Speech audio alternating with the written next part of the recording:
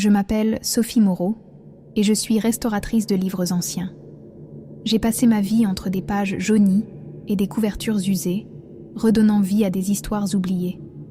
Je n'aurais jamais imaginé qu'un jour, je deviendrais moi-même protagoniste d'un cauchemar, piégée dans un récit que je n'aurais jamais voulu lire.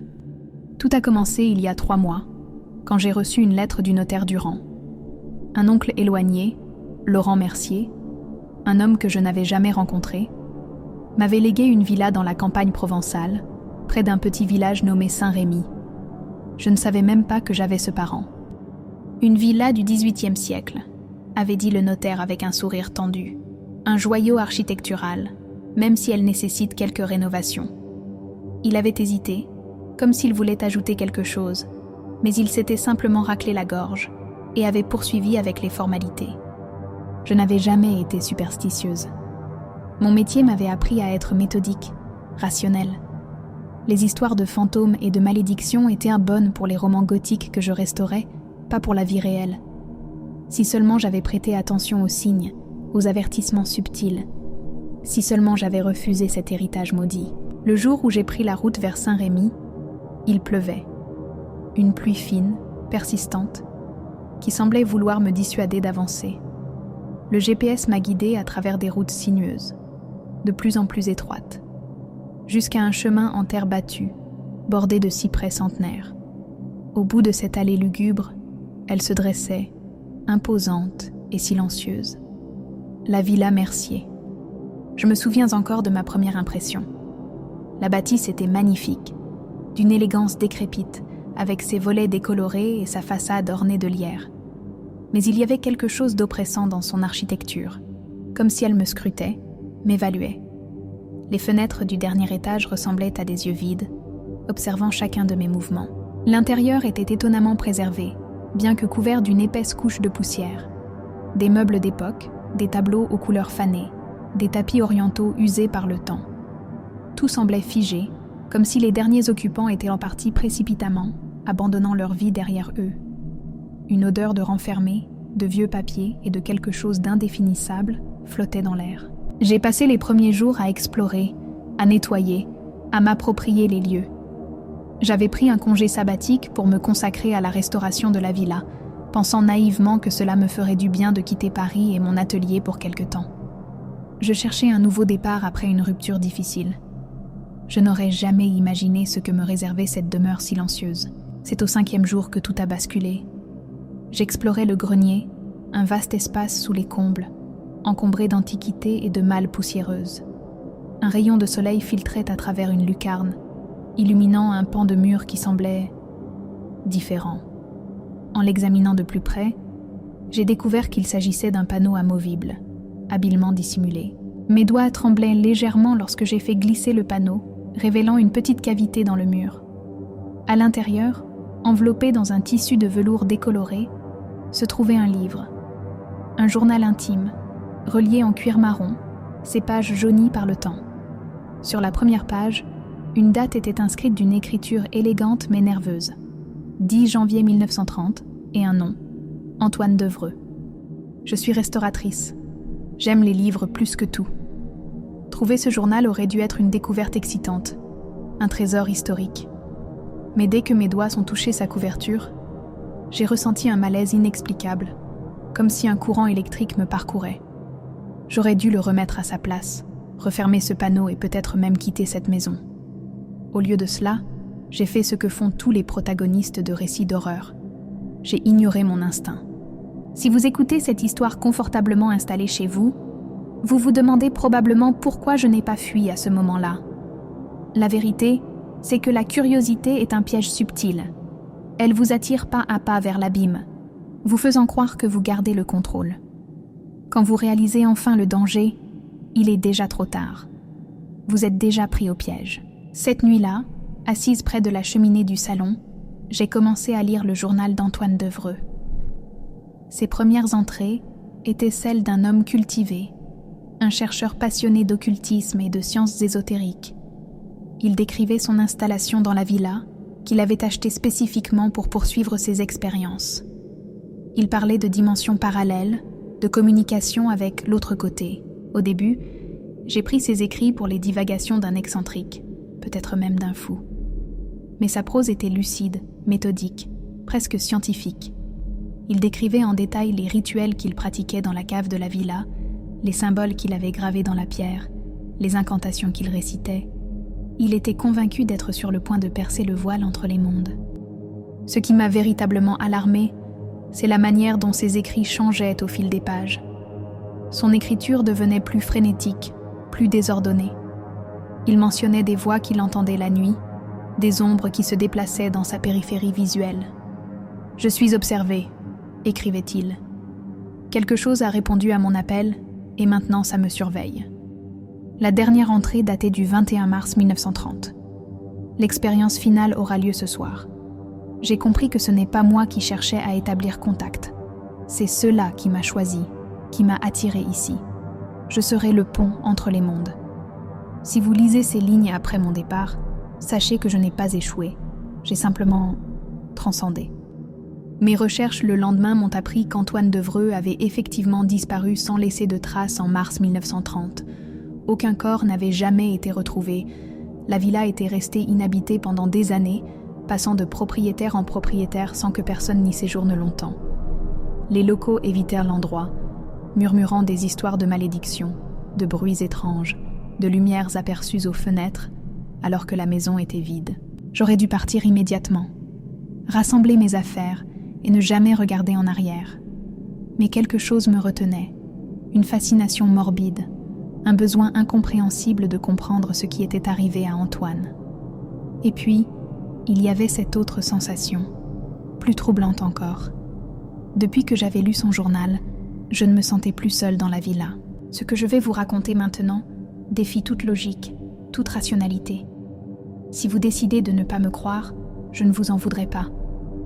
Parfois, je me demande encore si tout cela n'a pas été qu'un long cauchemar, une descente dans la folie. Mais au fond de moi, je sais que chaque mot est vrai.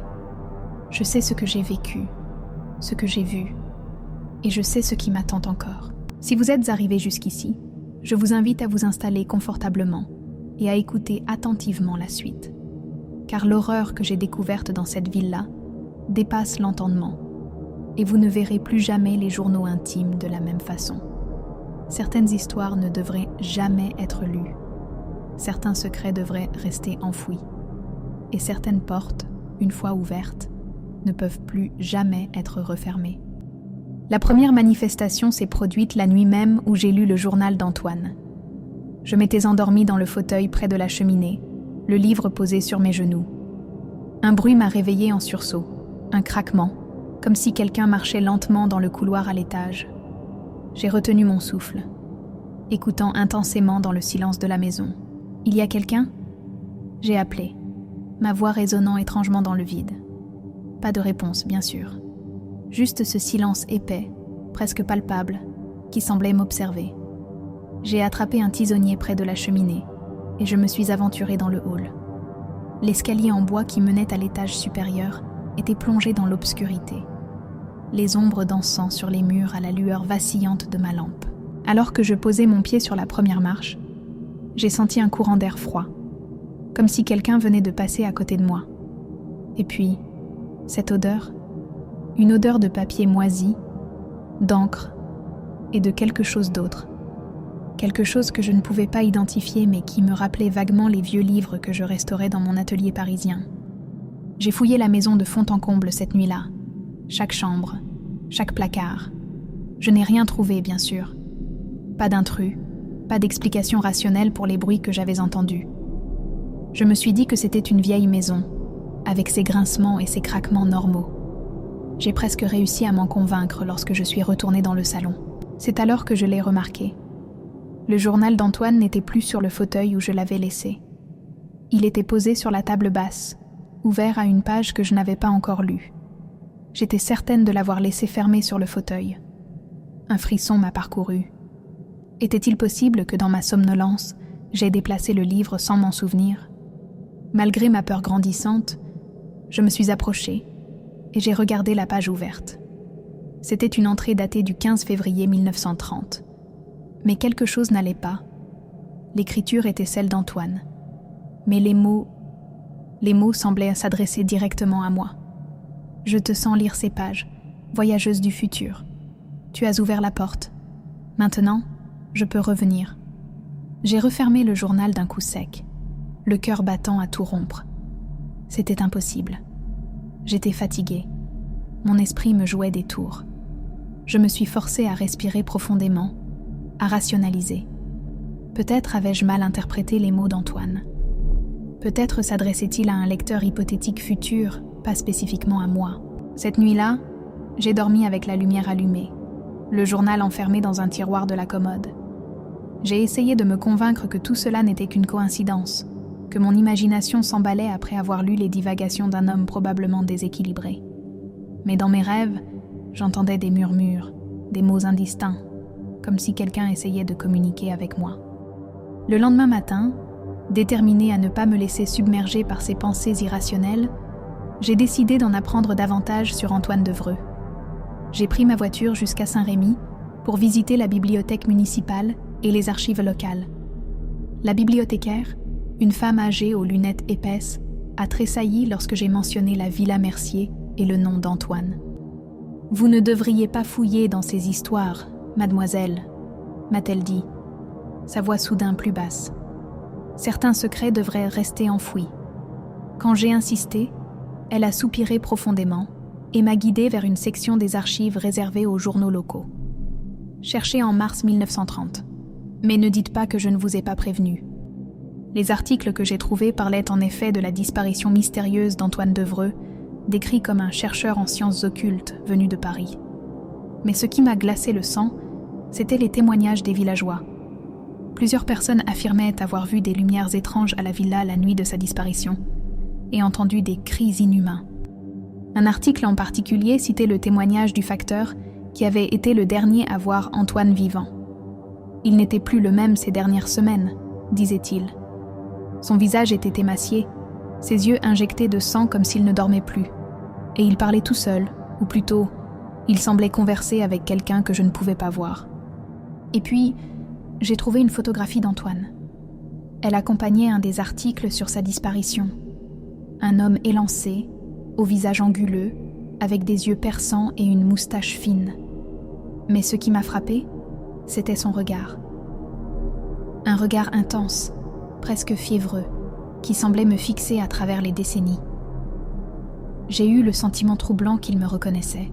À mon retour à la villa, le soleil commençait à décliner. Les ombres s'allongeaient dans l'allée de cyprès, donnant à la propriété un aspect encore plus sinistre. J'avais décidé de parler à des voisins, d'interroger les habitants du village pour en savoir plus, mais personne ne semblait vouloir s'attarder sur le sujet. « C'est une mauvaise maison », m'avait simplement dit un vieil homme rencontré au café du village. En franchissant le seuil de la villa, j'ai été immédiatement frappée par un changement dans l'atmosphère. L'air semblait plus lourd, chargé d'une tension palpable. Et cette odeur de papier ancien et d'encre était plus forte, imprégnant chaque pièce. J'ai monté les escaliers lentement, mais pas résonnant dans le silence oppressant de la maison. La porte de ma chambre était entr'ouverte. J'étais pourtant certaine de l'avoir fermée en partant. Mon cœur s'est mis à battre plus vite alors que je la poussais doucement. Tout semblait normal à première vue. Le lit fait, les rideaux tirés, mes affaires disposées exactement comme je les avais laissées. Et puis, j'ai vu le tiroir de la commode, celui où j'avais enfermé le journal d'Antoine. Il était ouvert. Je me suis précipitée vers la commode, sachant déjà ce que j'allais découvrir. Le journal n'était plus dans le tiroir. Il était posé sur mon oreiller, ouvert à une nouvelle page. Mes mains tremblaient violemment lorsque j'ai saisi le livre. L'entrée datait de ce jour même, 15 avril 2025, près de 100 ans après la disparition d'Antoine. « Sophie est allée au village aujourd'hui », disait le texte écrit de la même écriture élégante mais nerveuse. Elle cherche à me connaître, à comprendre ce qui m'est arrivé. Si seulement elle savait que je suis juste là, que je l'observe, que je l'attends.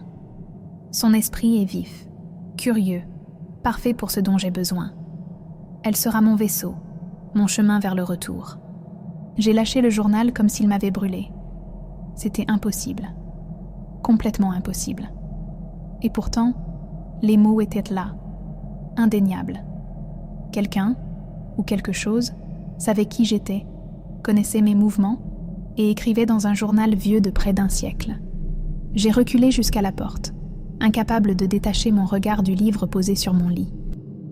C'est alors que j'ai remarqué quelque chose d'encore plus terrifiant. Sur le bureau, près de la fenêtre, se trouvait la photographie d'Antoine que j'avais vue aux archives, mais je ne l'avais pas rapportée avec moi. Je n'aurais pas pu. Et à côté de cette photo, il y avait un stylo-plume ancien, le type de stylo qu'on utilisait dans les années 1930. De l'encre fraîche tachait encore sa plume. J'ai attrapé mon sac et mes clés de voiture, décidé à quitter cette maison immédiatement. Je ne prendrai même pas le temps de faire mes bagages. Je partirai, je retournerai à Paris, et je ne regarderai jamais en arrière. J'ai dévalé les escaliers, mon cœur battant si fort que je pouvais l'entendre résonner dans ma tête. La porte d'entrée n'était qu'à quelques mètres. La liberté, la sécurité. Mais quand j'ai posé ma main sur la poignée, j'ai senti une résistance, comme si quelqu'un la tenait fermement de l'autre côté. J'ai tiré de toutes mes forces, mais la porte refusait de s'ouvrir. J'ai couru vers la porte de la cuisine, puis vers les portes-fenêtres du salon. Toutes verrouillées, impossibles à ouvrir, comme si la maison elle-même refusait de me laisser partir. « Laissez-moi sortir !» ai-je crié, ma voix se brisant sous l'effet de la panique. J'ai saisi une chaise et l'ai lancée contre une fenêtre. Au lieu de se briser, la vitre a absorbé l'impact, comme si elle était faite d'un matériau élastique. La chaise a rebondi et s'est fracassée sur le sol. J'étais piégée, complètement piégée dans cette maison avec quoi ou qui. C'est alors que j'ai entendu un bruit derrière moi, le froissement délicat des pages qu'on tourne. Je me suis retournée lentement, paralysée par la terreur. Au milieu du salon, sur la table basse, le journal d'Antoine s'était ouvert tout seul. Les pages tournaient lentement, une par une, comme si une main invisible les feuilletait. Puis, elles se sont arrêtées. Malgré ma peur, je me suis approchée, incapable de résister à cette force qui me poussait vers le livre. La page ouverte contenait un seul message, écrit en lettres plus grandes, plus assurées. « Tu ne peux pas partir, Sophie. Tu fais partie de l'histoire maintenant. Notre histoire. Laisse-moi te montrer ce qui m'est arrivé. Laisse-moi te montrer ce qui t'attend. » Et puis, comme obéissant à une volonté propre, ma main s'est tendue vers le journal. J'ai voulu la retirer, mais c'était comme si mon corps ne m'appartenait plus.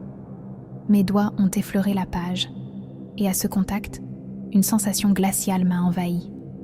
Le monde autour de moi s'est mis à tourner, les couleurs se mélangeant, les sons se distordant. Quand tout s'est stabilisé, j'étais toujours dans le salon de la Villa Mercier. Mais quelque chose avait changé. Les meubles étaient différents, disposés autrement. Une lampe à pétrole éclairait faiblement la pièce. Et près de la cheminée, assis dans un fauteuil, se trouvait un homme que je reconnus immédiatement, Antoine Devreux. Il écrivait dans son journal, le même journal que je venais de toucher. « Antoine ?» ai-je murmuré, incrédule. Il a levé les yeux et un sourire a lentement étiré ses lèvres. Un sourire qui n'avait rien d'humain, qui s'étirait trop largement, révélant trop de dents. « Enfin, tu es là !» a-t-il dit d'une voix qui semblait venir de partout et de nulle part à la fois. « Je t'attendais depuis si longtemps, Sophie. » J'ai voulu fuir, mais mon corps refusait de bouger. C'était comme si mes pieds étaient enracinés dans le sol. Antoine s'est levé et s'est approché de moi, son visage changeant subtilement à chaque pas, devenant plus émacié, ses yeux s'enfonçant dans leurs orbites, sa peau prenant une teinte grisâtre. « Laisse-moi te montrer », a-t-il murmuré. « Laisse-moi te montrer comment transcender. » Il a tendu sa main vers moi, et j'ai vu avec horreur que sa peau semblait se désagréger par endroits, révélant non pas de la chair et des os, mais des pages de livres, des mots écrits à l'encre qui semblaient bouger et se reformer constamment. Comme s'il était fait de papier et d'encre, comme s'il était devenu une partie du journal lui-même. Sa main a touché mon front, et une douleur fulgurante m'a traversée. Des images ont défilé dans mon esprit. Antoine pratiquant des rituels dans la cave de la villa, traçant des symboles complexes sur le sol de pierre, récitant des formules dans des langues anciennes et oubliées. Je l'ai vu se tenir au centre d'un pentagramme, le journal ouvert dans ses mains, appelant quelque chose des ténèbres. Et puis, l'horreur ultime, J'ai vu ce qui lui avait répondu. Une entité sans forme définie, une masse d'ombre et de vide qui semblait aspirer toute lumière, toute vie. Une chose qui n'appartenait pas à notre monde, à notre réalité. Les ténèbres s'étaient enroulées autour d'Antoine, pénétrant dans sa bouche, ses yeux, ses oreilles, fusionnant avec lui. La vision s'est brusquement interrompue. Je me suis retrouvée à genoux dans le salon, haletante, tremblante. Antoine avait disparu. La pièce était redevenue celle que je connaissais, avec mes meubles, mon époque. Mais le journal était toujours là, ouvert sur la table basse. Et maintenant, je comprenais. Antoine n'avait pas simplement disparu en 1930. Il était devenu autre chose, quelque chose qui existait entre les pages de ce livre. J'ai titubé jusqu'à la cuisine et j'ai attrapé une boîte d'allumettes. Je devais détruire ce journal, l'anéantir par le feu. C'était la seule solution, la seule façon d'empêcher Antoine, ou ce qui avait pris sa place, de revenir complètement dans notre monde. Je suis retournée au salon, déterminée, le cœur battant à tout rompre. Mais le journal n'était plus sur la table. Il avait de nouveau disparu. J'ai fouillé frénétiquement le salon, jetant les coussins, renversant les meubles. Rien. Épuisée, terrifiée, j'ai fini par m'effondrer sur le canapé. C'est alors que j'ai senti quelque chose sous ma main, glisser entre les coussins. Le journal, comme s'il jouait avec moi, comme s'il anticipait chacun de mes mouvements. J'ai saisi le livre et j'ai craqué une allumette. Mais avant que je puisse approcher la flamme des pages, une douleur atroce m'a traversé la main, comme si on m'enfonçait des milliers d'aiguilles sous la peau. J'ai lâché l'allumette qui s'est éteinte en touchant le sol. Et avec horreur, j'ai vu ma peau commencer à changer, à se transformer. Des mots, les mêmes que ceux du journal, commençaient à apparaître sur ma paume, comme des tatouages qui se formeraient sous mes yeux. Dans un dernier effort désespéré, j'ai jeté le journal à travers la pièce et j'ai couru vers la salle de bain. J'ai plongé ma main sous l'eau froide, frottant frénétiquement pour effacer ces mots qui s'inscrivaient dans ma chair. Mais l'encre ne partait pas. Au contraire, elle semblait s'étendre, remonter le long de mon poignet, de mon avant-bras. Dans le miroir au-dessus du lavabo, j'ai vu mon reflet changer. Pendant une fraction de seconde, ce n'était plus mon visage qui me regardait, mais celui d'Antoine. Ses yeux fiévreux, son sourire malsain. J'ai hurlé et j'ai frappé le miroir de mon poing, le brisant en 1000 morceaux. Des éclats de verre ont entaillé ma peau, mais je ne ressentais plus la douleur. Du sang coulait de mes coupures, mais il était étrange, plus épais, presque noir. Et quand une goutte est tombée sur le carrelage blanc de la salle de bain, elle ne s'est pas étalée comme du sang normal. Elle a formé un mot. Bientôt. J'ai fermé les yeux, persuadée que je sombrais dans la folie. Quand je les ai rouverts, le mot avait disparu. Simple hallucination? J'en doutais. Cette nuit-là, je n'ai pas dormi. Comment l'aurais-je pu? J'ai barricadé la porte de ma chambre avec une commode, et je me suis assise sur le lit, une lampe allumée, surveillant chaque ombre, chaque recoin. Le journal était quelque part dans la maison. Je le sentais, comme une présence malveillante qui m'observait, attendant son heure. Au petit matin, épuisée mais déterminée, j'ai décidé d'explorer la cave de la villa. Si Antoine y avait pratiqué ses rituels, peut-être y trouverais-je des indices sur la façon de rompre cette malédiction. La porte de la cave était dissimulée derrière une tapisserie dans le couloir principal, un escalier en colimaçon descendant dans les ténèbres. L'air y était glacial, chargé d'humidité et de cette odeur persistante de vieux papier. J'ai allumé ma lampe torche, révélant un espace bien plus vaste que je ne l'imaginais. Des étagères couvraient les murs, remplis de livres anciens, de bocaux contenant des substances indéfinissables, d'objets rituels poussiéreux. Et au centre de la pièce, gravé dans la pierre du sol, un immense pentagramme. Je me suis approchée lentement, la gorge serrée. Les symboles gravés autour du pentagramme n'appartenaient à aucune langue que je connaissais. Des glyphes tordus, des formes qui semblaient changer si on les regardait trop longtemps. Et au centre exact du cercle, une tache sombre qui ressemblait étrangement à de l'encre, comme si de l'encre avait été répandue là et avait imprégné la pierre même. En m'agenouillant pour l'examiner de plus près, j'ai remarqué quelque chose d'encore plus troublant. Des mots étaient gravés à l'intérieur du cercle, formant une spirale qui convergeait vers son centre. En les lisant, j'ai reconnu des passages du journal d'Antoine, les mêmes phrases obsessionnelles sur le passage, la transcendance, le devenir. Soudain, ma lampe torche a vacillé. Une fois, 2 fois, puis s'est éteinte complètement. J'étais plongée dans l'obscurité totale. J'ai tenté de rallumer la lampe, en vain. Un froid intense m'a enveloppée, comme si la température avait chuté brutalement. Et puis, j'ai senti quelque chose frôler ma joue, une caresse légère comme un souffle. « Antoine ?» ai-je murmuré, la voix tremblante. Pas de réponse.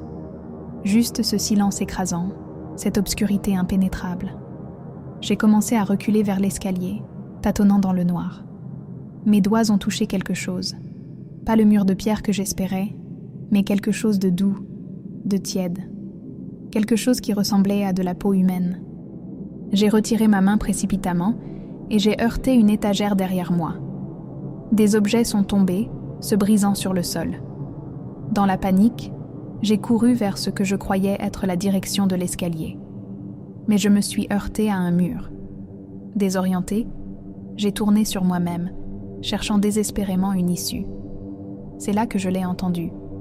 Une voix, douce mais claire, qui venait de partout et de nulle part. « Le livre attend, Sophie. Il t'attend.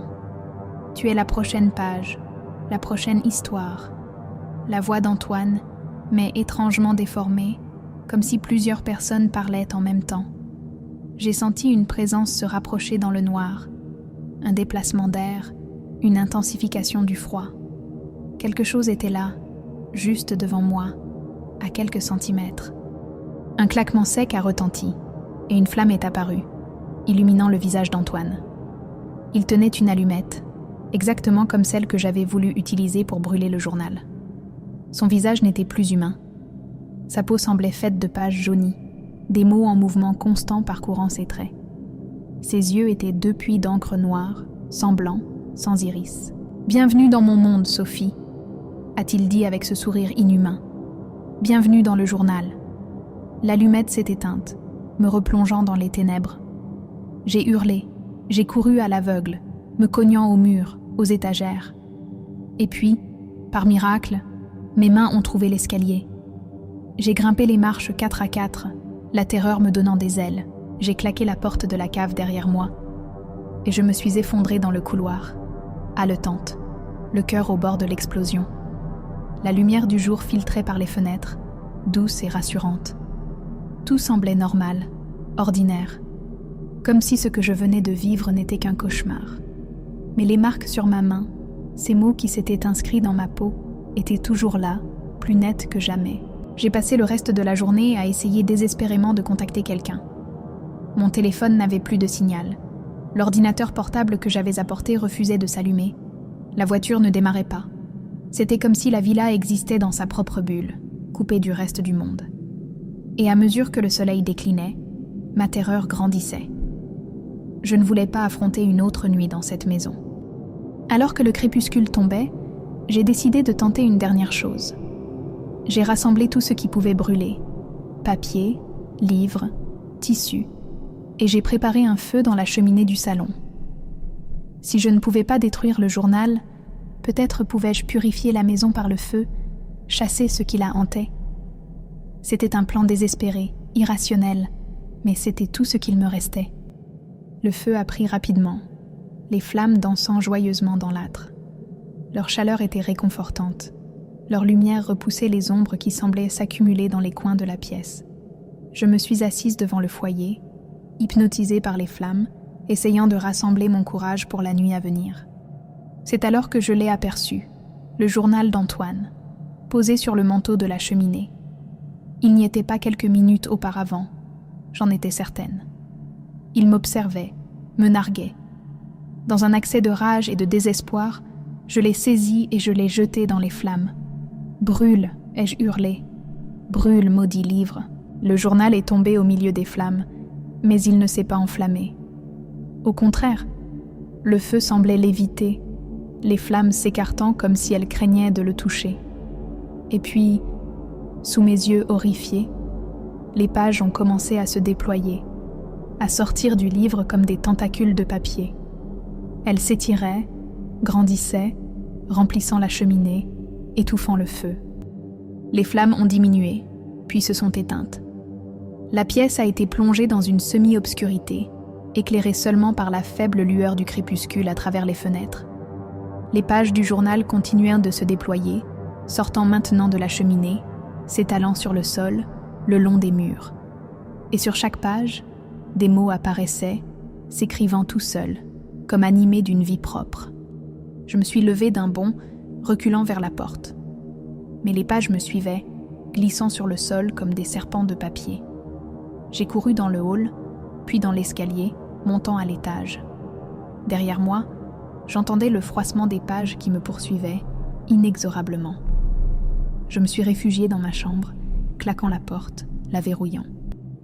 Pendant quelques instants, tout a été silencieux. Je me suis adossée à la porte, écoutant, attendant. Rien. Peut-être étais-je en sécurité ici, au moins temporairement. J'ai allumé toutes les lumières de la chambre, cherchant un peu de réconfort dans leur clarté. C'est alors que j'ai remarqué quelque chose d'étrange sur mes bras.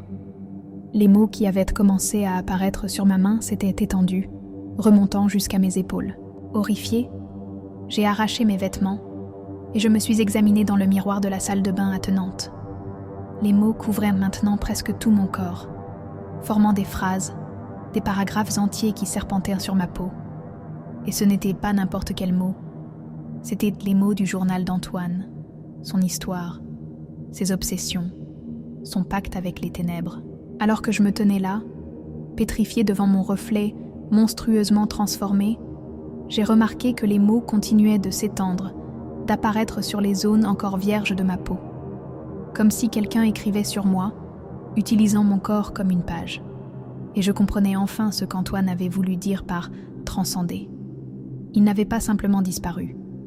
Il était devenu le journal. Et maintenant, je devenais une partie de lui. Un bruit sec m'a fait sursauter. Un craquement venant de ma chambre. Je me suis précipitée pour voir ce qui se passait. Sous la porte, des feuilles de papier s'infiltraient, se glissant dans l'interstice comme des doigts fins et blancs. Elles avançaient sur le sol, se multipliant, remplissant l'espace. J'ai reculé jusqu'à la fenêtre, mon dernier espoir d'évasion. La nuit était tombée maintenant, la lune pleine illuminant le jardin en contrebas. J'ai tenté d'ouvrir la fenêtre, mais comme toutes les autres issues, elle résistait, refusant de céder. J'ai saisi une chaise et je l'ai lancée contre la vitre. Le verre a volé en éclats, l'air frais de la nuit s'engouffrant dans la pièce. Sans hésiter, j'ai enjambé le rebris de la fenêtre, prête à sauter. Mais alors que je me tenais là, sur le point de plonger dans l'obscurité, quelque chose m'a arrêtée. Une sensation étrange, comme si mon corps ne m'appartenait plus entièrement. Mes jambes refusaient de bouger, mes bras s'engourdissaient. Je me suis tournée pour regarder derrière moi. Les pages avaient envahi toute la chambre, recouvrant le sol, les murs, le plafond. Et au milieu de cette mer de papier se tenait Antoine. Son apparence avait encore changé.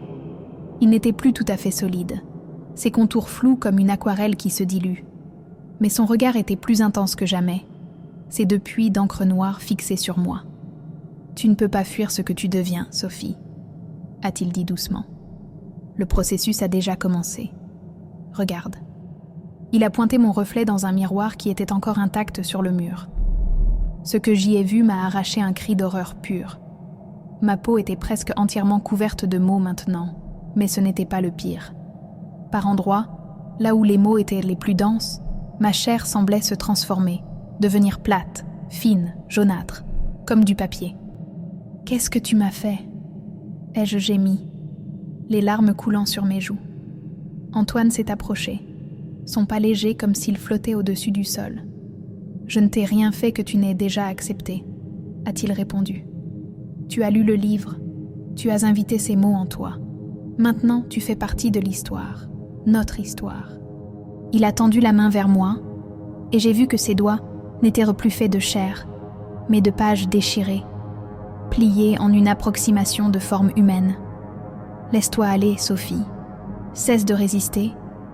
La transformation est douloureuse uniquement si tu luttes contre elle. Accepte-la, et tu connaîtras un pouvoir que tu n'as jamais imaginé.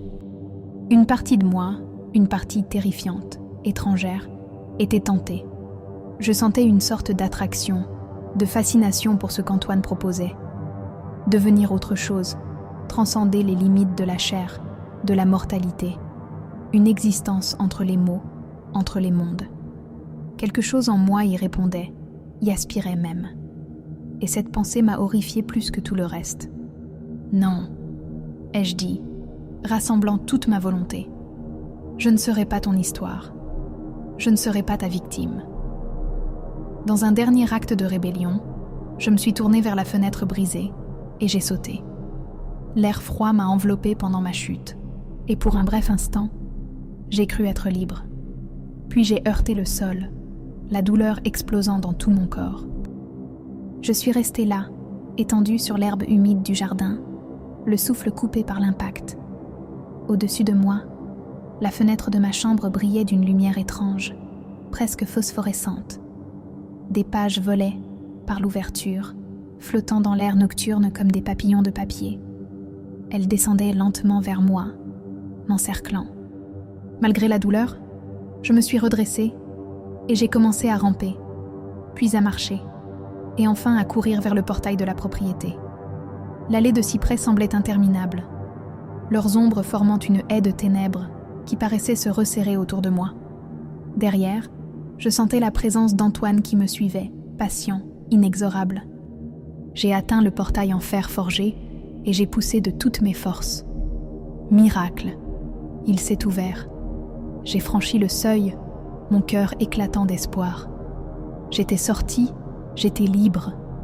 J'ai continué à courir le long de la route déserte, mes pieds nus écorchés par les graviers, mon corps endolori par la chute.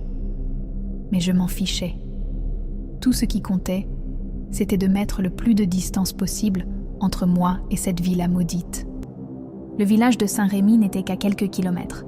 Une fois là-bas, je pourrais trouver de l'aide, appeler la police, fuir loin, très loin. Je courais, poussé par l'adrénaline et la terreur.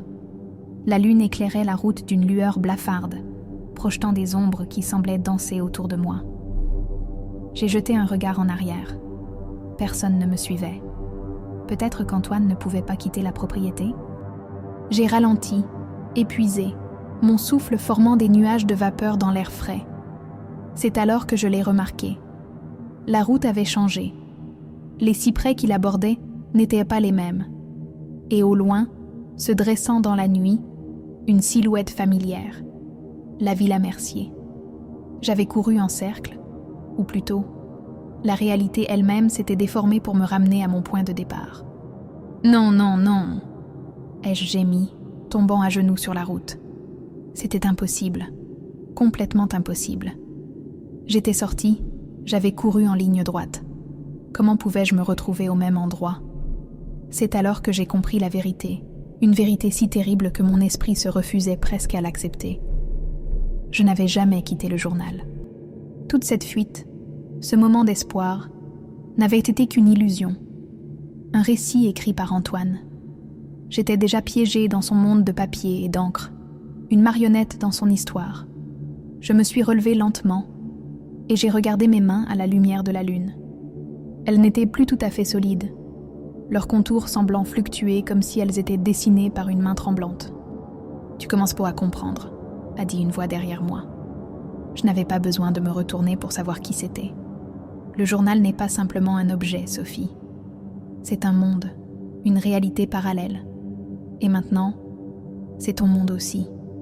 Antoine se tenait à côté de moi, son corps presque translucide dans la lumière de la lune, des mots scintillant sur sa peau comme des constellations. « Pourquoi moi ?» ai-je demandé, ma voix à peine plus qu'un murmure.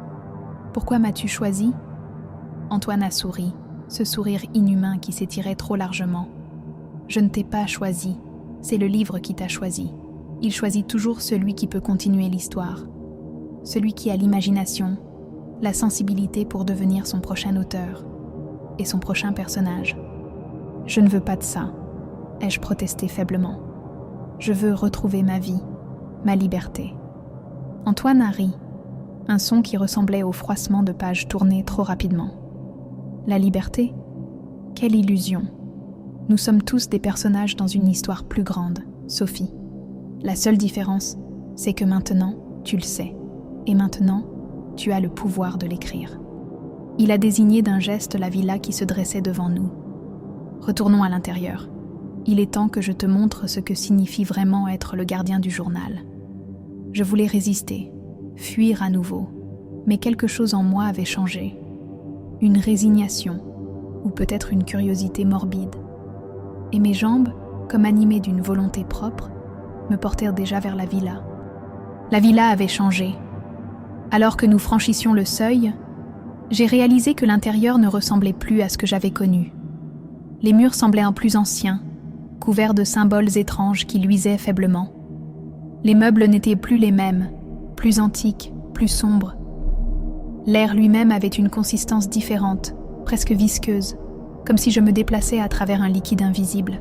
« Bienvenue dans le vrai cœur du journal », a dit Antoine, faisant un geste large pour englober l'espace autour de nous.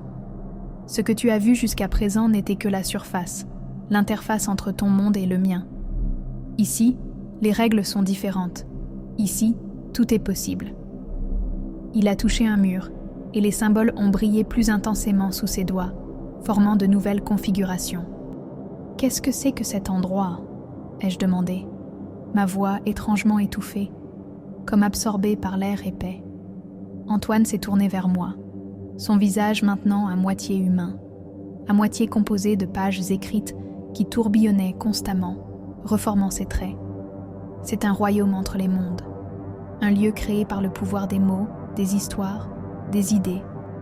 Il m'a guidée à travers un couloir qui semblait s'étirer à l'infini, ses dimensions changeant subtilement à chaque pas. Des portes apparaissaient sur les murs, disparaissaient, réapparaissaient ailleurs. Le journal n'est pas de ce monde, Sophie. Il a été conçu il y a des siècles par un alchimiste qui cherchait à capturer l'essence de la création elle-même, le pouvoir de donner vie aux idées. Nous sommes arrivés dans une vaste salle circulaire que je n'avais jamais vue auparavant. Le plafond s'élevait si haut qu'il se perdait dans l'obscurité. Au centre, sur un piédestal en pierre, reposait le journal, ouvert, ses pages émettant une lueur bleuâtre qui éclairait la pièce. Autour du piédestal, sur le sol, le même pentagramme que j'avais vu dans la cave, mais en beaucoup plus grand, plus complexe. L'alchimiste a réussi au-delà de ses espérances, a poursuivi Antoine, s'approchant du livre avec une révérence qui me glaçait le sang. Il a créé un artefact capable de transformer la pensée en réalité, les mots en chair. Mais le pouvoir l'a consumé. Il est devenu le premier gardien du journal, le premier à être absorbé par ses pages. Je me suis approchée à mon tour, fascinée malgré ma terreur. Les pages du journal tournaient lentement, comme animées par une brise invisible. Sur chaque page, des écritures différentes, des dizaines, peut-être des centaines de mains distinctes. Antoine a remarqué mon regard. Chaque gardien ajoute sa part à l'histoire. Chacun nourrit le journal de ses pensées, de ses peurs, de ses désirs. « Combien ?» ai-je murmuré. « Combien y a-t-il eu de gardiens avant toi ?» Antoine a souri tristement. « Des dizaines, peut-être des centaines. Le journal existe depuis si longtemps. Certains ne durent que quelques jours avant d'être complètement absorbés. D'autres, comme moi, parviennent à maintenir une forme d'individualité pendant des décennies. Cela dépend de la force de l'esprit, de la résistance à la transformation. J'ai regardé mes mains, couvertes de mots qui semblaient pulser, vivre sur ma peau. La transformation avait ralenti, mais elle continuait inexorablement. Je pouvais sentir mon être se fragmenter, se dissoudre dans les pages du journal. Et maintenant, c'est mon tour, ai-je dit, non pas comme une question, mais comme une constatation amère. Antoine s'est placé de l'autre côté du piédestal, me faisant face à travers la lueur bleuâtre du livre. Oui, mais ce n'est pas une fin, Sophie. C'est une transformation, une transcendance. Tu ne meurs pas, tu deviens quelque chose de plus grand. Tu deviens des mots, des idées, des histoires. Tu deviens immortel, d'une certaine façon. Je ne veux pas être immortel, ai-je crié, la colère remplaçant momentanément la peur. Je veux être moi. Je veux ma vie, ma liberté, mon humanité.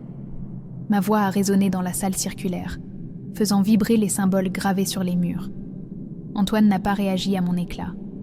Il a simplement tendu la main au-dessus du journal, ses doigts effleurant les pages lumineuses. « L'humanité est surestimée, Sophie », a-t-il dit doucement. « Qu'est-ce que l'humanité, sinon une collection d'histoires que nous nous racontons? Des souvenirs, des espoirs, des peurs, tous des récits que nous créons pour donner un sens à notre existence éphémère. » Ses doigts ont tracé des motifs au-dessus des pages, laissant des traînées d'encre qui flottèrent dans l'air comme de la fumée. Ici, dans le journal, ces histoires deviennent réelles, elles prennent forme, elles vivent.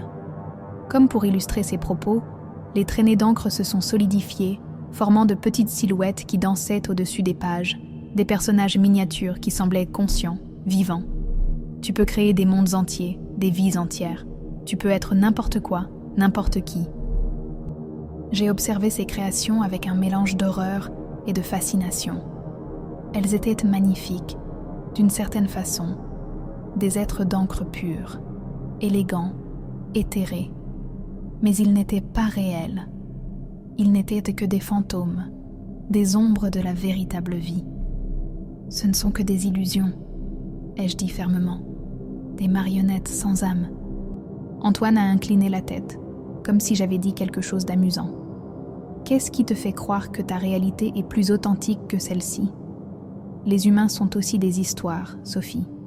Des séquences d'ADN qui s'expriment, des souvenirs qui s'accumulent, des personnages qui se développent au fil du temps. La seule différence, c'est le médium. Ces mots résonnaient étrangement en moi, éveillant une partie de mon esprit que je ne reconnaissais pas. Une partie qui trouvait sa logique séduisante, attirante même. Je me suis secouée mentalement, luttant contre cette influence insidieuse. Non, ce n'est pas pareil. Nous avons notre libre arbitre, nos choix, nos émotions véritables. Antoine a ri, un son qui ressemblait au froissement de pages. Le libre arbitre? Quelle illusion confortable. Regarde autour de toi, Sophie. Regarde les choix qui t'ont amené ici. Étaient-ils vraiment libres? N'étais-tu pas guidé, manipulé depuis le début? Par le journal, par moi, par tes propres désirs inconscients? Ces paroles me frappaient comme des coups physiques. Je repensais à chaque décision que j'avais prise depuis que j'avais hérité de la villa. Lire le journal, rester malgré les signes évidents de danger, explorer la cave. Avais-je vraiment été libre? Ou simplement un personnage suivant un scénario préétabli? « Je vais te montrer quelque chose », a dit Antoine, interrompant mes pensées. Il a placé ses deux mains au-dessus du journal ouvert, et les pages ont commencé à tourner plus rapidement, émettant une lumière de plus en plus vive. L'air autour de nous s'est mis à vibrer, à se distordre. Je vais te montrer ce que signifie être un gardien du journal. La réalité elle-même semblait se déchirer, comme une toile qu'on arrache. La salle circulaire a disparu, remplacée par rien. Un vide blanc, infini, sans horizon ni repère. Je flottais dans cet espace immaculé, Antoine à mes côtés. « C'est la page blanche », a-t-il expliqué, le point de départ de toute création. Il a levé sa main, et à son simple geste, des formes ont commencé à apparaître dans le vide. D'abord de simples lignes noires, puis des contours plus complexes, et enfin, un paysage entier. Une forêt dense, des montagnes au loin, un ciel d'un bleu profond. Tout cela semblait aussi réel, aussi solide que n'importe quel lieu que j'avais connu. « C'est le pouvoir du journal », a murmuré Antoine, sa voix vibrant d'une fierté presque paternelle. La capacité de créer des mondes entiers à partir de rien, de donner vie aux pensées, de transformer l'imagination en réalité. Il a fait un autre geste, et des animaux sont apparus dans la forêt, des cerfs, des oiseaux, des créatures plus fantastiques aussi, que je ne pouvais nommer. Cela semble merveilleux, ai-je admis, malgré moi. Mais quel est le prix? Qu'arrive-t-il à la personne que j'étais? À Sophie Moreau, la restauratrice de livres? Antoine s'est tourné vers moi, son expression soudain grave. Elle cesse d'exister comme entité distincte. Elle devient une partie du journal, fusionné avec tous les gardiens précédents. Alors c'est bien une forme de mort, ai-je dit amèrement. Antoine a secoué la tête. Non, c'est une évolution. Imagine-toi comme une goutte d'eau qui rejoint l'océan. Tu ne disparais pas, tu deviens plus grande, plus vaste. Ton individualité se dissout, mais ton essence persiste, contribuant à quelque chose de bien plus puissant. Le monde qu'il avait créé s'est évanoui, et nous nous sommes retrouvés dans un autre espace. Une bibliothèque infinie, ses étagères s'étendant à perte de vue dans toutes les directions.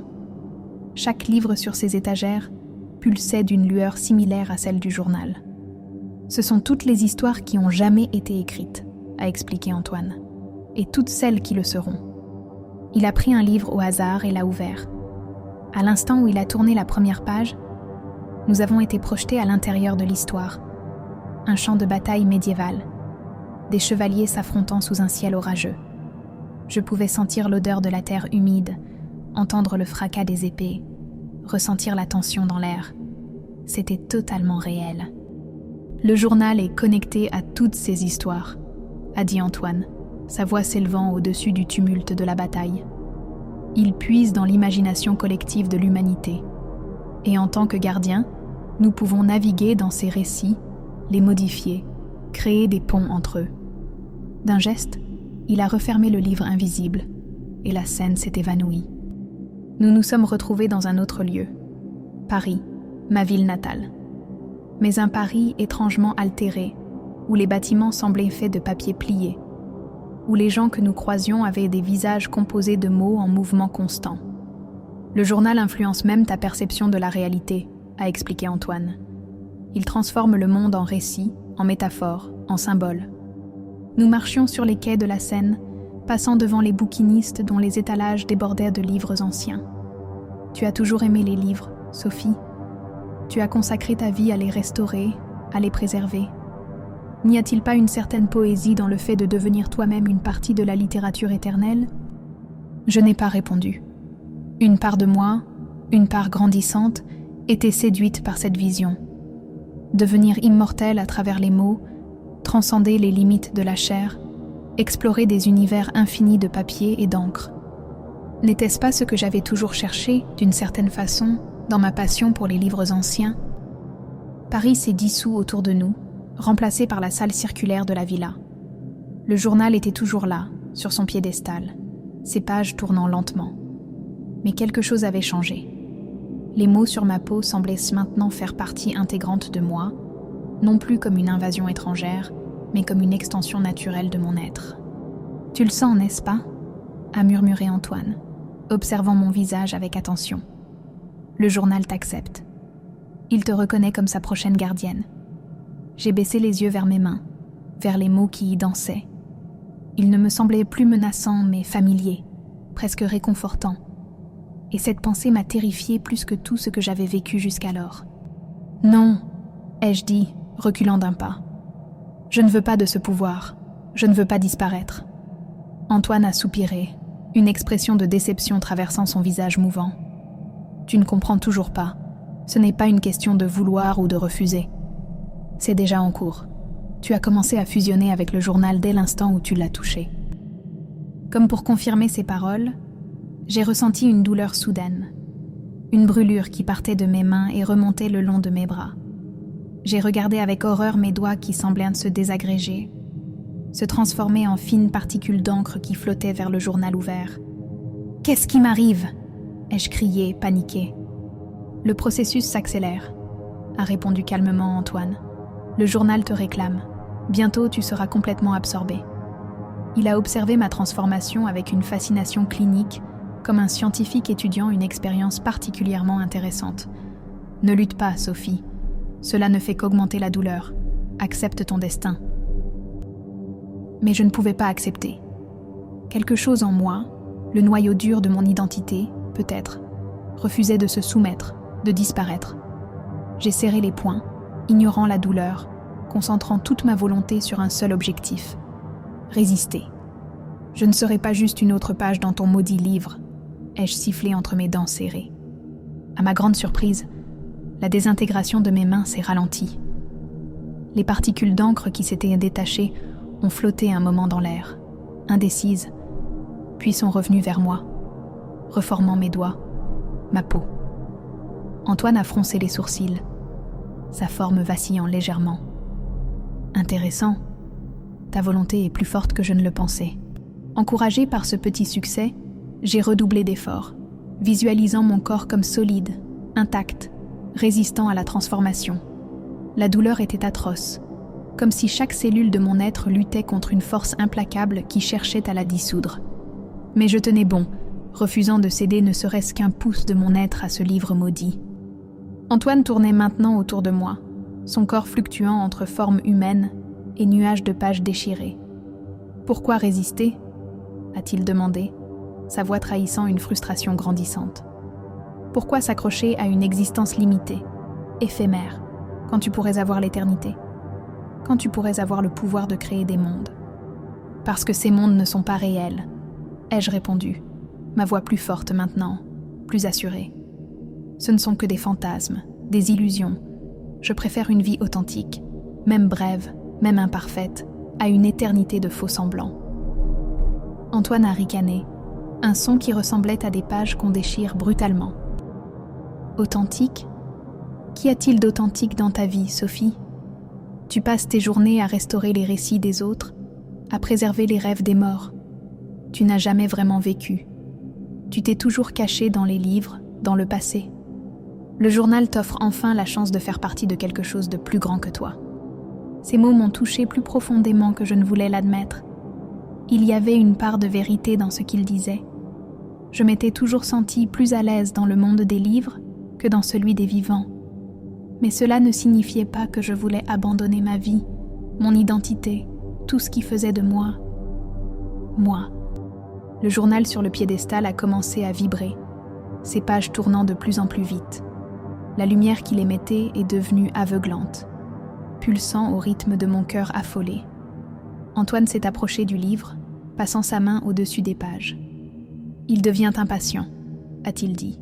« Il a goûté à ton essence, et maintenant il te veut tout entière. » Je pouvais sentir cette faim, cette attraction irrésistible qui émanait du journal.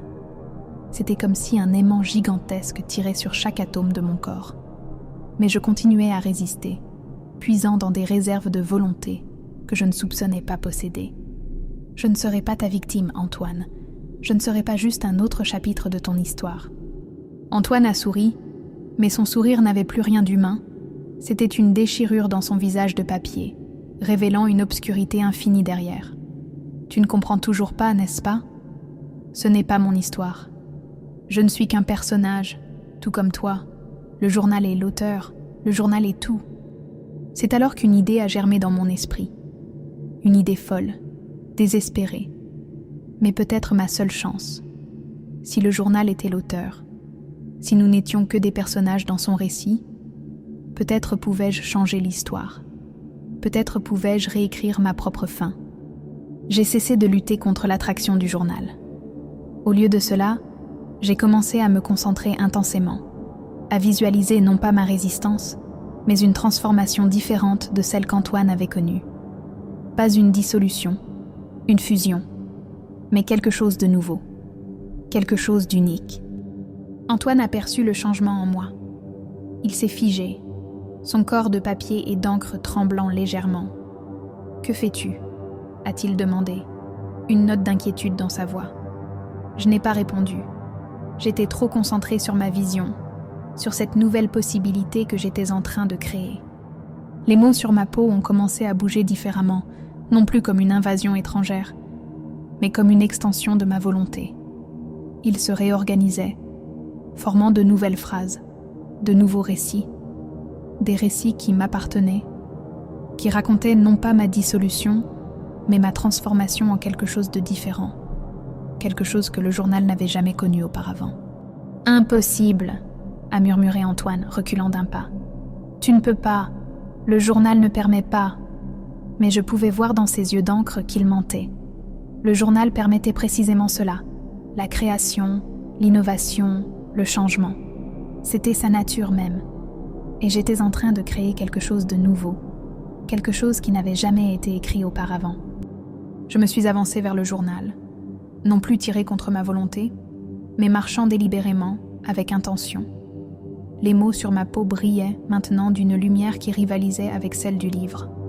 Antoine a tenté de s'interposer, mais je l'ai repoussé d'un simple geste. Un geste qui l'a fait se disperser en une pluie de pages déchirées avant qu'il ne se reforme, plus faible, à quelques mètres de là. J'ai posé mes mains sur le journal ouvert, ressentant immédiatement une connexion profonde, viscérale. C'était comme plonger mes doigts dans un courant électrique, douloureux mais électrisant. Les pages ont réagi à mon toucher, s'illuminant d'une lumière encore plus intense, tournant si rapidement qu'elle n'était plus qu'un flou. J'ai fermé les yeux et j'ai laissé l'énergie du livre m'envahir. Mais au lieu de me laisser absorber passivement, j'ai projeté ma propre volonté dans le journal. J'ai visualisé mon histoire, mes souvenirs, tout ce qui faisait de moi Sophie Moreau.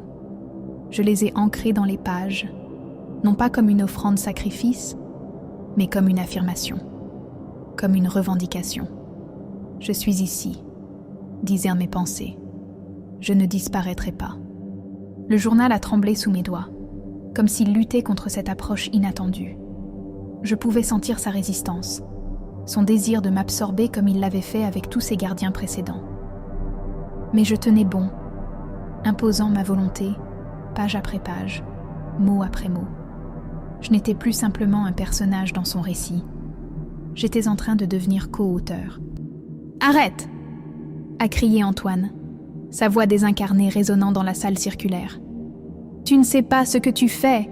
Tu vas tout détruire !» Je l'ai ignoré, concentré uniquement sur cette connexion intime avec le journal. Je pouvais sentir ses secrets se dévoiler sous mes doigts, ses mystères s'ouvrir à ma conscience. Et ce que j'y découvrais était à la fois terrifiant et exaltant. Le journal n'était pas simplement un objet maudit, un artefact occulte. C'était une entité consciente, ancienne, qui se nourrissait des histoires, des identités, des âmes de ceux qui tombaient sous son influence. Il ne voulait pas simplement des gardiens, il voulait des sacrifices, des esprits à consumer pour alimenter sa propre existence. Antoine n'était pas devenu son gardien, il était devenu sa marionnette. Cette révélation aurait dû me terrifier davantage, mais elle m'a au contraire donné une nouvelle détermination. Si le journal était une entité, alors il pouvait être confronté, défié, vaincu. J'ai enfoncé mes doigts plus profondément dans les pages, ignorant la douleur qui irradiait dans mes bras.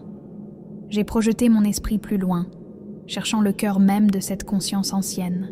« Tu fais une terrible erreur », a dit Antoine, sa forme fluctuant de plus en plus, comme s'il perdait le contrôle de sa cohésion. Le journal ne peut être vaincu. Il existe depuis des siècles, bien avant moi, bien avant toi. Il continuera longtemps après que nous aurons été oubliés. Sa voix était presque suppliante maintenant, un mélange de peur et de désespoir. Je l'ai regardé, et pour la première fois, j'ai vu au-delà de son apparence monstrueuse, au-delà de l'entité d'encre et de papier qu'il était devenu. J'ai vu l'homme qu'il avait été, un chercheur passionné, un esprit curieux, piégé dans un cauchemar éternel. « Tu n'es pas mon ennemi, Antoine », ai-je dit doucement. « Tu es sa première victime. » Quelque chose a changé dans son regard, une étincelle de reconnaissance, peut-être même d'humanité retrouvée. « Il est trop tard pour moi », a-t-il murmuré. « J'ai été absorbé il y a trop longtemps.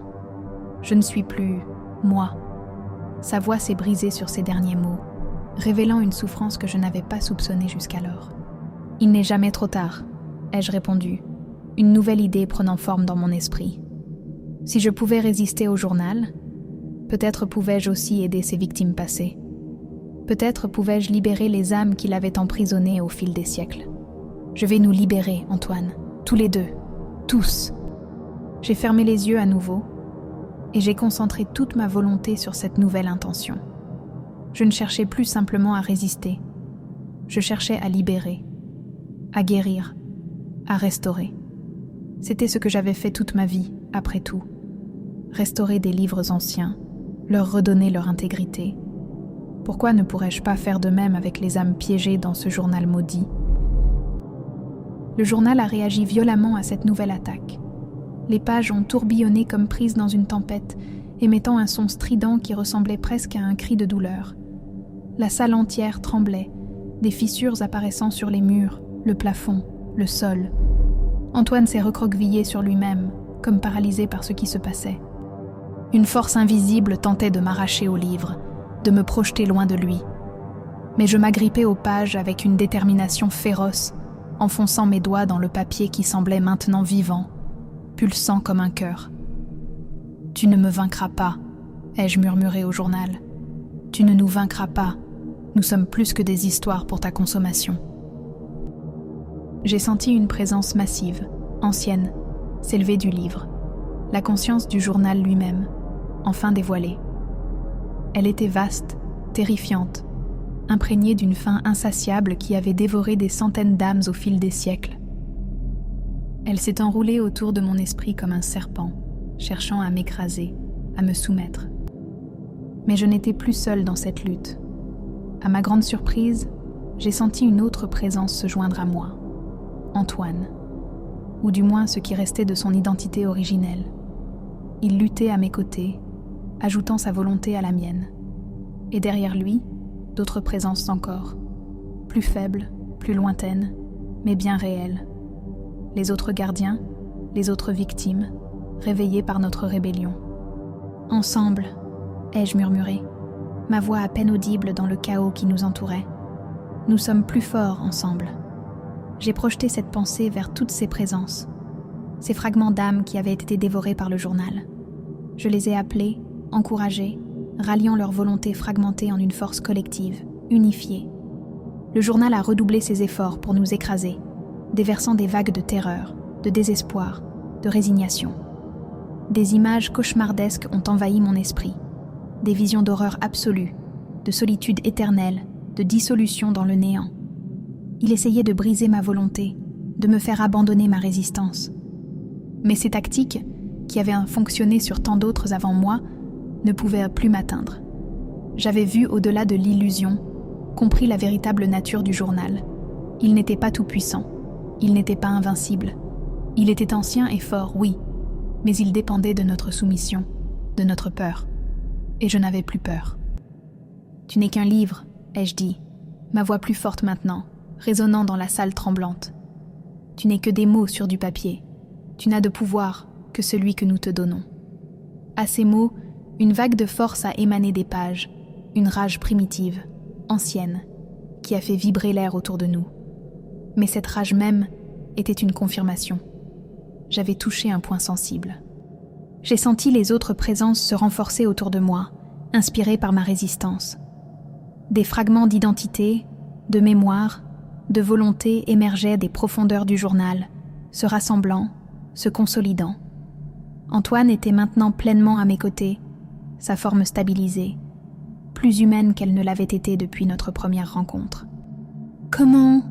a-t-il demandé, sa voix empreinte d'incrédulité et d'un espoir naissant. « Comment fais-tu cela ?» J'ai secoué la tête, incapable d'expliquer pleinement ce qui se passait.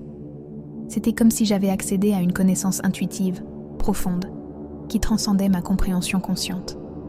Une compréhension du pouvoir des mots, des histoires et de la façon dont ils pouvaient être utilisés pour créer ou défaire.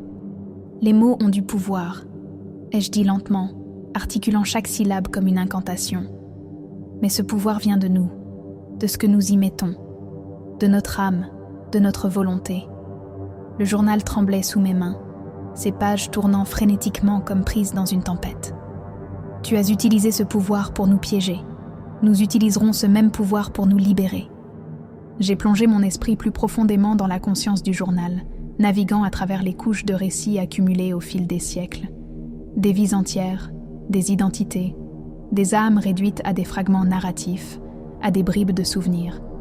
Mais chacune de ces bribes contenait encore une étincelle de ce que ces personnes avaient été, de leur essence la plus profonde. C'était comme restaurer un livre particulièrement endommagé, rassembler les pages déchirées, reconstituer le texte effacé, recoller les morceaux épars pour retrouver l'œuvre originale. Sauf que ce n'étaient pas des pages que je rassemblais, mais des fragments d'âme, des vies interrompues que je tentais de rendre à leur intégrité première. Antoine était le plus proche, le plus accessible, Je me suis concentrée sur lui d'abord, cherchant les éléments de son identité originelle parmi le chaos des pages tourbillonnantes. J'ai trouvé des souvenirs de son enfance à Paris, de ses études en occultisme, de sa passion pour les mystères de l'existence.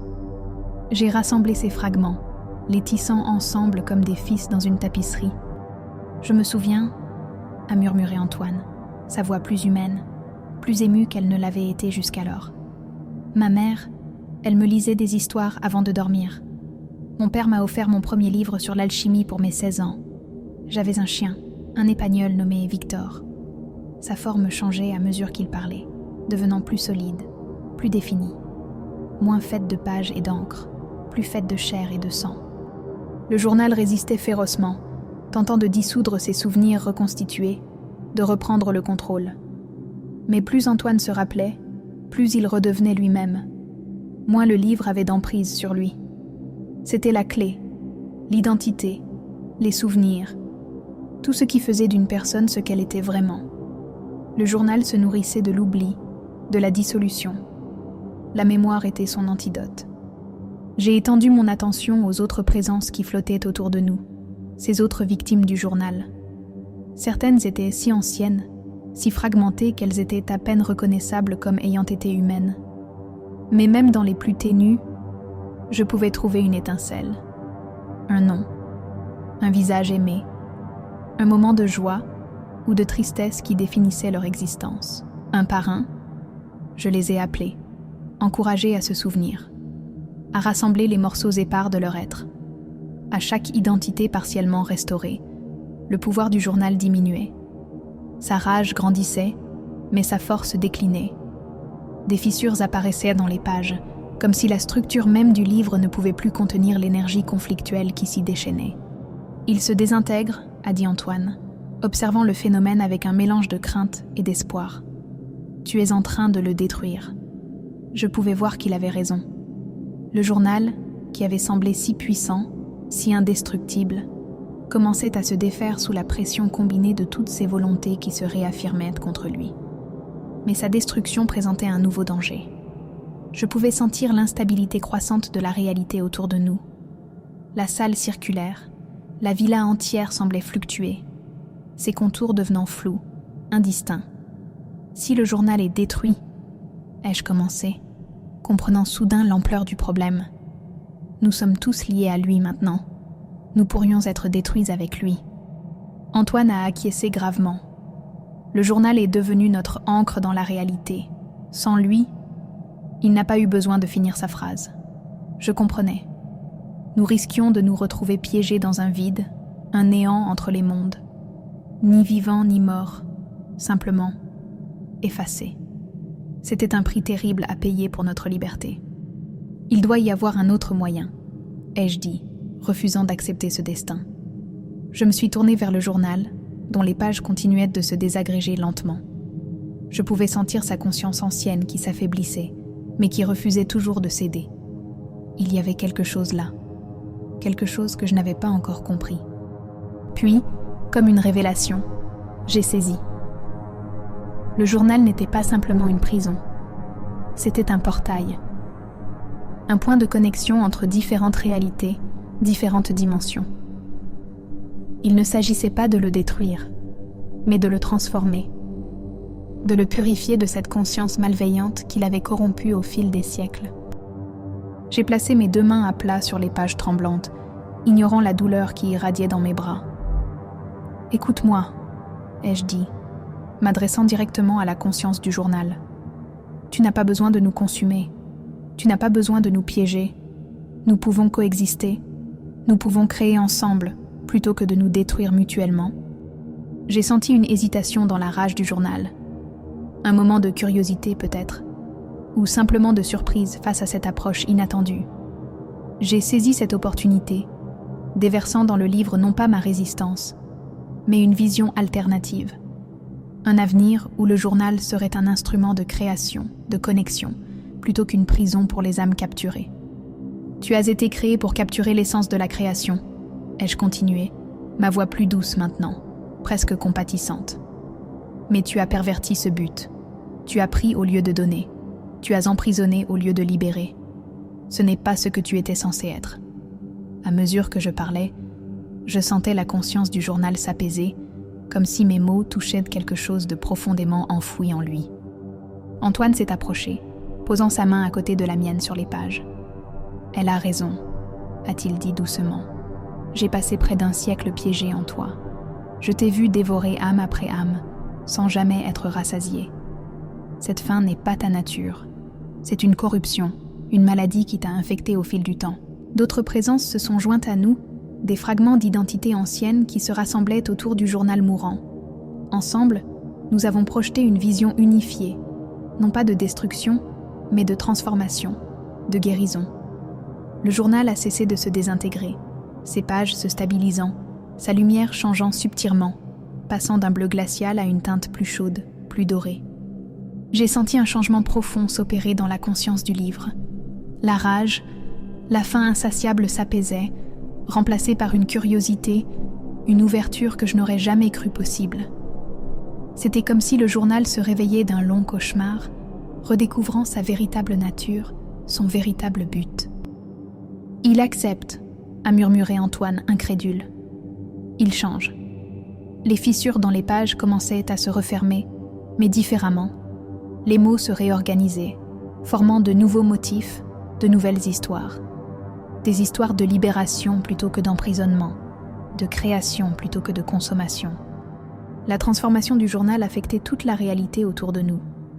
La salle circulaire s'est mise à changer, ses murs s'élargissant, s'ouvrant sur des espaces qui n'existaient pas auparavant. Des portes sont apparues, des dizaines, peut-être des centaines, chacune menant vers une destination différente. Des mondes réels, des mondes imaginaires, des époques passées et futures. « Des passages », a expliqué Antoine, voyant mon expression stupéfaite. Le journal crée des ponts entre les réalités. C'est ce qu'il était censé faire à l'origine, non pas piéger des âmes, mais permettre l'exploration de tous les mondes possibles. Il a fait un geste vers les portes qui continuèrent d'apparaître autour de nous. Chacune mène quelque part. Chacune offre un choix. Je me suis tournée vers lui, comprenant soudain ce que cela signifiait. « Nous pouvons partir », ai-je dit doucement. « Nous pouvons tous partir. Retourner là d'où nous venons, ou aller ailleurs. » Antoine a hoché la tête, un véritable sourire humain illuminant son visage pour la première fois. Autour de nous, les autres présences semblaient s'animer, vibrer d'une excitation nouvelle face à cette perspective de liberté. « Mais quelqu'un doit rester », a-t-il ajouté, son expression s'assombrissant légèrement. « Le journal a besoin d'un gardien, non pas une victime, mais un véritable gardien. Quelqu'un pour maintenir l'équilibre, pour s'assurer qu'il ne retombe pas dans ses anciennes habitudes. » Ses yeux, maintenant presque entièrement humains, se sont fixés sur moi avec une intensité dérangeante. J'ai compris ce qu'il suggérait et mon cœur s'est serré. Quelqu'un devait rester. Quelqu'un devait sacrifier sa liberté pour que les autres puissent partir. Et qui mieux qu'une restauratrice de livres pour devenir la gardienne d'un livre magique ? C'était presque poétique, d'une certaine façon. Une conclusion appropriée à mon histoire. « Je resterai », ai-je dit, les mots sortant de ma bouche avant même que j'aie pleinement formé la pensée. Mais dès que je les ai prononcés, j'ai su que c'était la bonne décision. La seule décision possible. Antoine a secoué la tête, une expression de regret traversant son visage. « Tu ne sais pas ce que tu offres, Sophie. C'est une existence solitaire, éternelle. »« Non, » ai-je répondu fermement. « Ce sera différent. Le journal est différent maintenant, et je ne serai pas sa prisonnière. Je serai sa gardienne, sa protectrice, sa partenaire. » Le mot semblait étrange, appliqué à un livre, mais il était juste. Si le journal avait vraiment changé, si sa conscience s'était vraiment transformée, alors notre relation ne serait pas celle du geôlier et du prisonnier, mais celle de deux entités travaillant ensemble. Antoine m'a regardé longuement, cherchant peut-être des signes de doute ou de peur. N'en trouvant aucun, il a finalement acquiescé. « Alors je serai le premier à partir », a-t-il dit doucement. « J'ai été piégé ici depuis trop longtemps, et grâce à toi, je peux enfin être libre. » Il s'est tourné vers l'une des portes, une simple porte en bois qui semblait mener vers Paris des années 1930. Avant de franchir le seuil, Il s'est arrêté et m'a regardé une dernière fois. Merci, Sophie, pour tout. Sa forme était maintenant entièrement humaine, solide, réelle, le véritable Antoine Devreux, tel qu'il avait été avant que le journal ne le transforme. Si jamais tu changes d'avis, si jamais tu as besoin d'aide, cherche-moi dans le Paris de 1930. Je serai là. Il a franchi la porte, qui s'est refermée derrière lui dans un éclair de lumière dorée. Une à une, les autres présences ont trouvé leur propre porte, leur propre chemin vers la liberté. J'ai ressenti chaque départ comme une victoire, chaque âme libérée comme une confirmation que j'avais fait le bon choix. Bientôt, je me suis retrouvée seule avec le journal, dans une salle maintenant silencieuse, paisible. Je me suis approchée du piédestal où le livre reposait. Ses pages ne tournaient plus frénétiquement, mais doucement, calmement, comme si elles respiraient. La lumière qui l'émettait était chaude, accueillante. Je pouvais sentir sa conscience, toujours vaste, toujours ancienne, mais transformée, apaisée, curieuse plutôt qu'affamée. « Alors » ai-je dit, posant délicatement ma main sur une page ouverte. « Qu'allons-nous créer ensemble ?» En réponse, des mots ont commencé à apparaître sous mes doigts, s'écrivant tout seuls sur le papier. Mais cette fois, ce n'étaient pas des mots de piège ou de menace. C'étaient des mots d'invitation, de possibilité, d'aventure. Le début d'une nouvelle histoire, notre histoire. J'ai souri, sentant un mélange de paix et d'excitation m'envahir. Ce n'était pas la fin que j'avais imaginée pour moi-même lorsque j'avais hérité de cette villa maudite. Mais c'était peut-être la fin, ou plutôt le nouveau commencement, que j'avais toujours secrètement désiré. Une vie parmi les histoires, les mondes, les possibilités infinies de l'imagination. Mais alors que je m'apprêtais à accepter pleinement mon nouveau rôle, quelque chose d'inattendu s'est produit. Une dernière porte est apparue devant moi. Une porte que je n'avais pas remarquée auparavant. Elle était différente des autres, plus solide, plus réelle d'une certaine façon. Et à travers son cadre entrouvert, j'ai pu apercevoir ma chambre à Paris, mon atelier de restauration, ma vie. Le journal sous mes doigts a frémi légèrement, comme s'il ressentait ma confusion, mon hésitation. De nouveaux mots sont apparus sur ces pages. Tu es libre de choisir, gardienne ou invitée.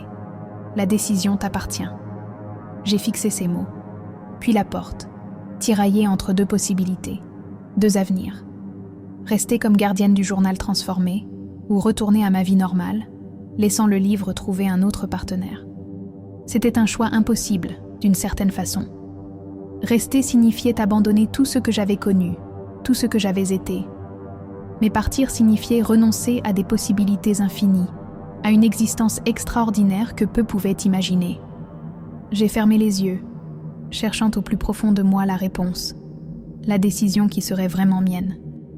Quand j'ai rouvert les yeux, je savais ce que je devais faire, ce que je voulais faire. Je me suis tournée vers le journal, un sourire aux lèvres, prête à lui annoncer ma décision. Mais avant que je puisse parler, une dernière révélation m'a frappée.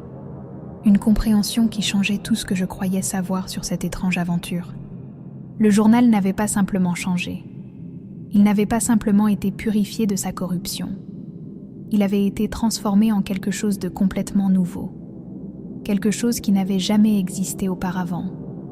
Et cette transformation avait été rendue possible non seulement par ma résistance, mais par une qualité en moi que je n'avais jamais pleinement reconnue. Ma capacité à voir la beauté dans les histoires brisées, à restaurer ce qui semblait irrémédiablement perdu.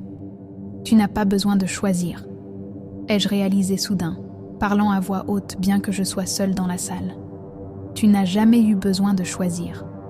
Le journal a frémi sous mes doigts, comme en confirmation. Les mots qui sont apparus sur ces pages étaient encore plus clairs. Les mondes ne sont pas séparés. Ils sont connectés, toujours connectés. J'ai compris alors la véritable nature du journal, et par extension, de mon propre rôle. Il n'était pas simplement un portail entre les mondes, il était le tissu même qui les reliait. Et en tant que sa gardienne, je n'avais pas à être prisonnière d'un seul espace, d'une seule réalité. Je pouvais naviguer entre eux, les explorer, revenir. Être à la fois dans ma vie et au-delà d'elle. Avec cette compréhension est venue une sensation de liberté si profonde qu'elle m'a fait vaciller. Je n'avais pas à abandonner ma vie pour embrasser cette nouvelle existence. Je pouvais avoir les deux. Je pouvais être Sophie Moreau, restauratrice de livres à Paris, et également la gardienne d'un artefact magique qui transcendait la réalité ordinaire. Deux vies, deux identités, parfaitement entrelacées. Le journal a semblé s'illuminer davantage, comme s'il partageait ma joie face à cette révélation. Les portes qui entouraient la salle ont commencé à briller plus intensément, leurs contours devenant plus nets, plus définis. Elles n'étaient plus des échappatoires, mais des invitations, des possibilités, des aventures en attente. J'ai pris le journal dans mes mains, non pas avec crainte ou résignation, mais avec un sentiment de partenariat, de collaboration. Il était léger, presque éthéré, vibrant d'une énergie qui semblait résonner avec la mienne. « Nous allons faire de grandes choses ensemble », ai-je murmuré, caressant doucement sa couverture. « Nous allons explorer des mondes que personne n'a jamais vus. » J'ai marché vers la porte qui menait à mon appartement parisien, le journal serré contre ma poitrine.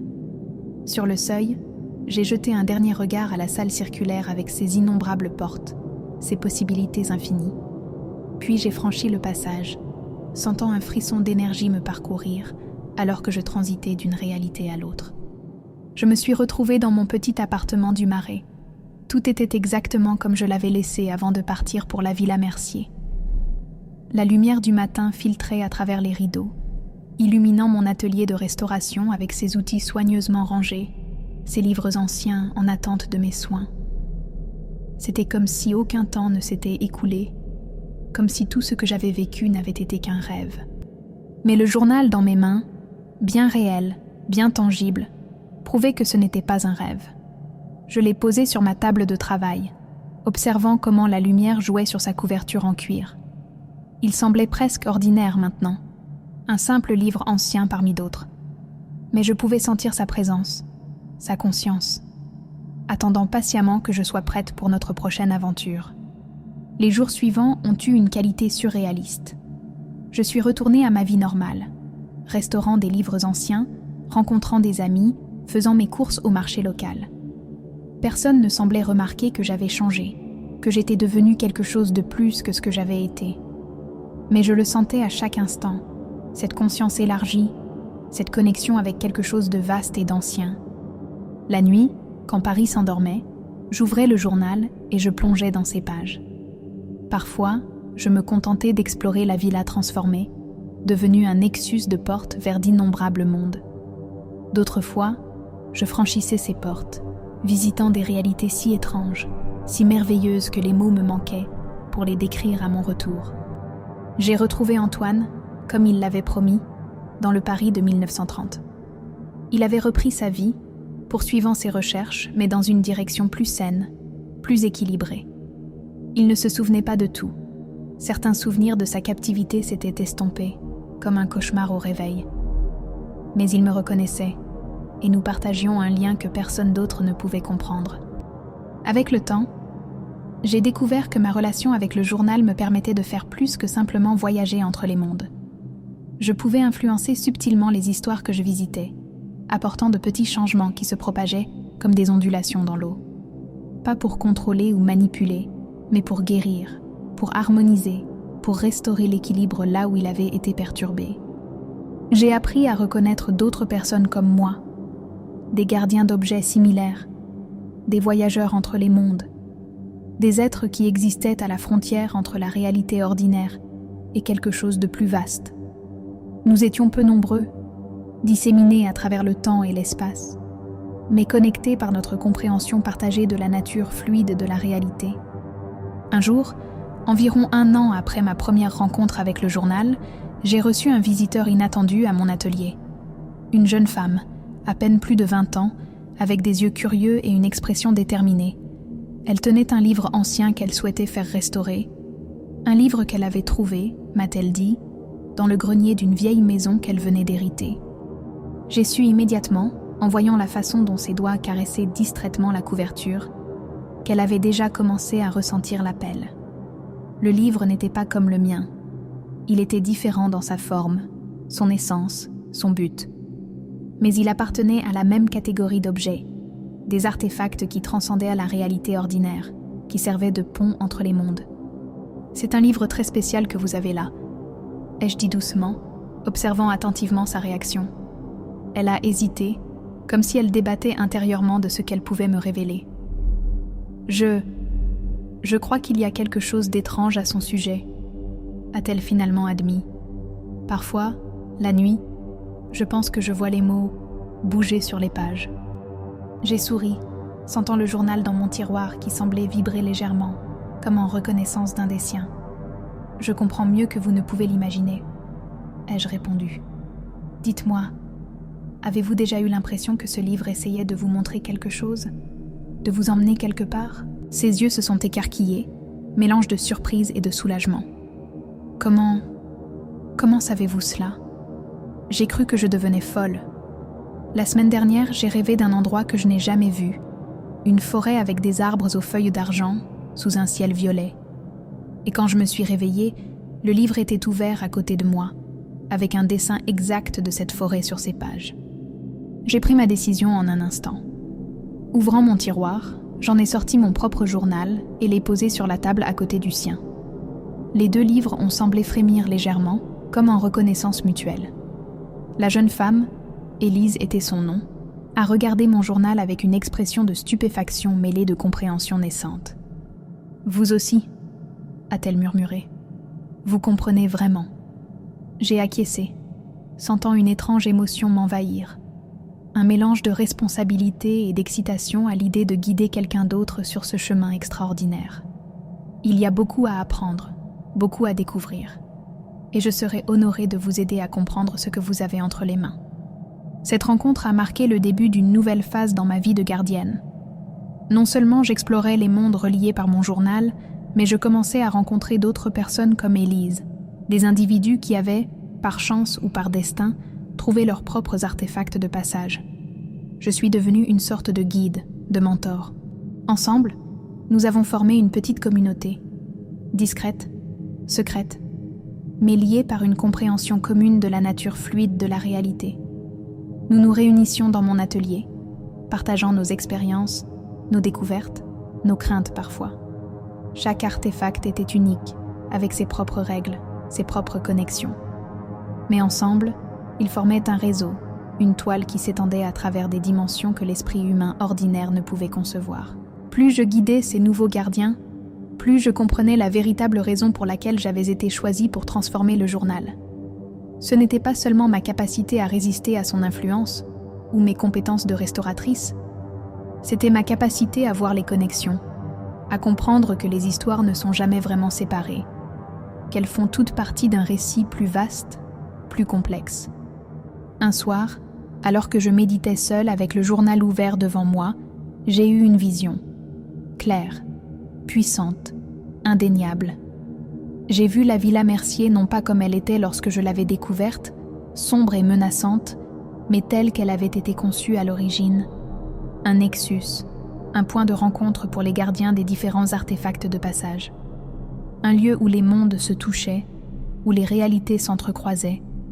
Cette vision m'a donné un nouvel objectif, une nouvelle mission. J'ai décidé de restaurer la villa à son but originel. Non pas comme une prison pour les âmes capturées, mais comme un sanctuaire pour ceux qui voyageaient entre les mondes. Un lieu de rencontre, d'apprentissage, d'exploration collective des mystères, qui s'étendait au-delà de notre réalité ordinaire. Avec l'aide d'Élise et des autres gardiens que j'avais rencontrés, j'ai commencé à transformer la Villa Mercier. Nous avons nettoyé les résidus de l'ancienne corruption qui imprégnait encore ses murs. Nous avons restauré ces espaces, réactivé ces connexions avec d'autres lieux, d'autres temps. Petit à petit, la villa est redevenue ce qu'elle était censée être, un phare dans l'obscurité entre les mondes. Mais notre travail n'était pas sans risque. La transformation du journal avait créé des ondulations à travers la réalité, attirer l'attention d'entités qui, comme l'ancienne conscience corrompue du livre, cherchaient à exploiter les passages entre les mondes pour leurs propres fins. Des ombres rôdaient aux frontières de notre sanctuaire, testant nos défenses, cherchant des faiblesses à exploiter. Un jour, Alors que je travaillais seule dans la bibliothèque de la villa, j'ai senti une présence étrangère, quelque chose qui n'appartenait à aucun des mondes que je connaissais. Une obscurité qui semblait dévorer la lumière autour d'elle, créant un vide dans la trame même de la réalité. Je me suis figée, le journal serré contre ma poitrine, sentant son avertissement silencieux. « Je sais que tu es là », ai-je dit calmement, tournant lentement sur moi-même pour surveiller toute la pièce. « Montre-toi. » Pendant un moment, rien ne s'est produit. Puis, dans le coin le plus sombre de la bibliothèque, l'obscurité s'est condensée, prenant une forme vaguement humanoïde. Une silhouette composée de ténèbres plus profondes que la simple absence de lumière. « Gardienne », a dit la forme, sa voix un chuchotement qui semblait venir de partout et de nulle part à la fois. « Tu as altéré l'équilibre. Tu as changé ce qui ne devait pas être changé. » J'ai serré le journal plus fort, puisant dans sa force, dans notre connexion. Je pouvais sentir sa présence à mes côtés, protectrice, rassurante. « J'ai corrigé une corruption », ai-je répondu fermement. « J'ai restauré ce qui avait été perverti. » La forme sombre a émis un son qui aurait pu être un rire, si le rire pouvait être dépouillé de toute chaleur, de toute humanité. Corruption, perversion, ce sont des jugements humains, des concepts limités. Ce que tu appelles corruption, d'autres l'appellent évolution. J'ai senti un frisson me parcourir l'échine. Cette entité n'était pas simplement maléfique. Elle appartenait à un système de valeurs complètement étranger au mien, où les notions mêmes de bien et de mal n'avaient peut-être aucun sens. « Que veux-tu » ai-je demandé, sachant que la réponse ne me plairait pas, mais ayant besoin de comprendre la menace à laquelle nous faisions face. La forme s'est avancée d'un pas, et j'ai dû me retenir de reculer. « Je veux ce qui m'appartient », a-t-elle répondu. « Le livre que tu tiens était autrefois une extension de ma volonté dans ce monde. Tu l'as amputé de moi, l'as transformé en quelque chose d'autre. Je suis venue le récupérer. » J'ai regardé le journal dans mes mains, comprenant enfin l'origine de sa corruption initiale. Ce n'était pas un simple accident, une dégradation naturelle au fil du temps. Le journal avait été intentionnellement corrompu par cette entité des ténèbres, transformé d'un outil de connexion en un instrument de captivité et de consommation. Et maintenant que je l'avais purifié, cette entité voulait le récupérer, le corrompre à nouveau. « Ce livre n'est plus ce que tu as connu », ai-je dit, ma voix plus ferme maintenant, renforcée par ma compréhension nouvelle. « Il a été transformé, oui. Il a été libéré de ton influence. Et il ne retournera jamais à ce qu'il était. » La forme sombre a semblé s'étirer, s'agrandir, remplissant une plus grande partie de la pièce. L'air autour de moi est devenu glacial, presque irrespirable. « Tu n'as aucune idée de ce à quoi tu t'opposes, gardienne, » a sifflé l'entité. « Je suis plus ancien que ton espèce, plus vaste que les mondes que tu explores si naïvement.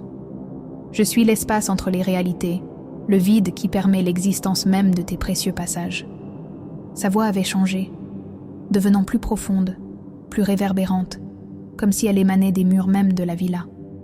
J'ai senti la peur monter en moi, non pas une peur ordinaire, humaine, mais quelque chose de plus primordial, comme la terreur qu'un animal pourrait ressentir face à un prédateur qu'il ne peut ni combattre ni fuir. Cette chose était vraiment ancienne, vraiment puissante. Mais je n'étais pas seule. Je n'étais jamais seule maintenant. J'ai ouvert le journal, laissant sa lumière dorée se répandre dans la pièce, repoussant les ténèbres qui tentèrent de m'engloutir. « Tu te trompes », ai-je dit, puisant dans notre connexion, dans la force collective de tous les gardiens qui avaient trouvé refuge dans notre sanctuaire. Je ne m'oppose pas à toi seul. Nous sommes nombreux et nous sommes liés.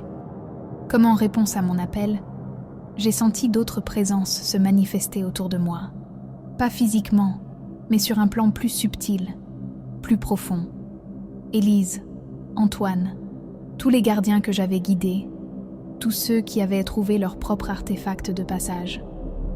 Ils étaient avec moi, leur conscience unie à la mienne à travers le réseau complexe que formaient nos connexions entrelacées. L'entité des ténèbres a hésité, percevant ce changement, cette montée soudaine de résistance collective. Impressionnant, a-t-elle admis, sa voix maintenant plus mesurée, presque respectueuse. Tu as créé quelque chose de nouveau, quelque chose d'inattendu. Une communauté. Un réseau de gardiens liés non par la force ou la contrainte, mais par le choix, par la volonté partagée.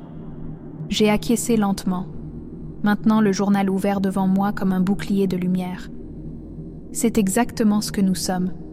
Et ensemble, nous sommes plus forts que n'importe quelle entité qui chercherait à nous corrompre, à nous séparer, à nous utiliser comme de simples outils. Ma voix était calme mais résolue, portant non seulement ma détermination, mais celle de tous ceux qui étaient liés à moi. La forme sombre est restée immobile pendant un long moment, comme si elle évaluait cette nouvelle situation, recalculait ses options face à une résistance inattendue. Puis, lentement, elle s'est rétractée, se condensant en une silhouette plus petite, moins menaçante. Cette évolution est intéressante, a-t-elle finalement dit. Peut-être mérite-t-elle d'être observée plutôt que détruite. Je ne me suis pas laissé rassurer par ce recul apparent. Tu n'es pas le bienvenu ici, ai-je dit fermement. Pas tant que tes intentions resteront hostiles, pas tant que tu chercheras à corrompre ce que nous avons construit. L'entité a émis à nouveau ce son qui ressemblait à un rire, mais il y avait quelque chose de différent cette fois. Une note de curiosité, peut-être même d'amusement sincère. Hostilité? Corruption? Encore ces concepts humains si limitatifs. Elle a fait un geste vague avec ce qui aurait pu être une main, si les ténèbres pouvaient avoir des membres. Je voulais simplement récupérer ce qui était mien. Mais peut-être y a-t-il quelque chose à apprendre de cette transformation que tu as créée. Elle s'est inclinée légèrement, un geste surprenamment formel. Nous nous reverrons, gardienne, lorsque ton réseau sera plus développé, plus mûr. Avant que je puisse répondre, l'entité s'est dissolue, se fondant dans les ombres ordinaires de la bibliothèque, comme si elle n'avait jamais été là. L'air est redevenu plus chaud, plus respirable. Le journal dans mes mains a cessé de briller aussi intensément, revenant à sa lueur douce habituelle. Mais je pouvais sentir que quelque chose avait changé, une nouvelle conscience de danger que je n'avais pas soupçonnée jusqu'alors. Cette rencontre a marqué un tournant dans ma compréhension de mon rôle de gardienne. Ce n'était pas simplement une question d'exploration, de découverte, de guidance. C'était aussi une question de protection des passages, des mondes connectés, et surtout des autres gardiens qui me faisaient confiance. Nous n'étions pas simplement des voyageurs, nous étions des gardiens dans tous les sens du terme. J'ai convoqué tous les gardiens à la villa cette nuit-là, leur racontant ma rencontre avec l'entité des ténèbres. Certains étaient terrifiés, d'autres fascinés, mais tous ont compris les implications. Nous n'étions pas seuls dans notre exploration des passages entre les mondes. D'autres entités existaient dans ces espaces interstitiels, certaines bienveillantes, d'autres neutres, et certaines hostiles, ou du moins étrangères, à notre compréhension humaine. « Que devons-nous faire ?» a demandé Élise, exprimant la préoccupation que tous partageaient. « Comment pouvons-nous nous protéger contre quelque chose d'aussi ancien, d'aussi puissant ?» J'ai regardé les visages inquiets rassemblés autour de moi, sentant le poids de ma responsabilité. Ce n'était pas un fardeau que j'avais demandé, mais c'était le mien à porter maintenant. « Nous faisons ce que nous avons toujours fait », ai-je répondu après un moment de réflexion. « Nous apprenons, nous explorons, nous comprenons, mais surtout, nous restons unis. » J'ai ouvert mon journal, invitant les autres à faire de même avec leurs propres artefacts. Notre force est dans notre connexion, non pas comme individus isolés, mais comme un réseau, une communauté. Cette nuit-là, nous avons créé quelque chose de nouveau, un lien conscient entre tous nos artefacts de passage, une toile qui nous reliait à travers le temps et l'espace. Ce n'était pas simplement une mesure défensive contre l'entité des ténèbres, mais une évolution naturelle de ce que nous étions en train de devenir. Un collectif de gardiens, chacun unique, mais tous connectés par un but commun. Les mois suivants ont vu notre réseau s'étendre, se renforcer. Nous avons trouvé d'autres gardiens, d'autres artefacts. Nous avons exploré plus profondément les passages entre les mondes, cartographiant les chemins, identifiant les zones de danger. Et toujours, nous restions vigilants, conscients que l'entité des ténèbres, et peut-être d'autres comme elle, nous observaient, attendant, évaluant. Un jour, environ 2 ans après ma première découverte du journal, j'ai reçu un visiteur inattendu à mon atelier parisien. Un jeune homme, à peine sorti de l'adolescence, tenant un paquet soigneusement emballé. « Mademoiselle Moreau ?» a-t-il demandé, hésitant sur le seuil. « On m'a dit que vous pourriez m'aider.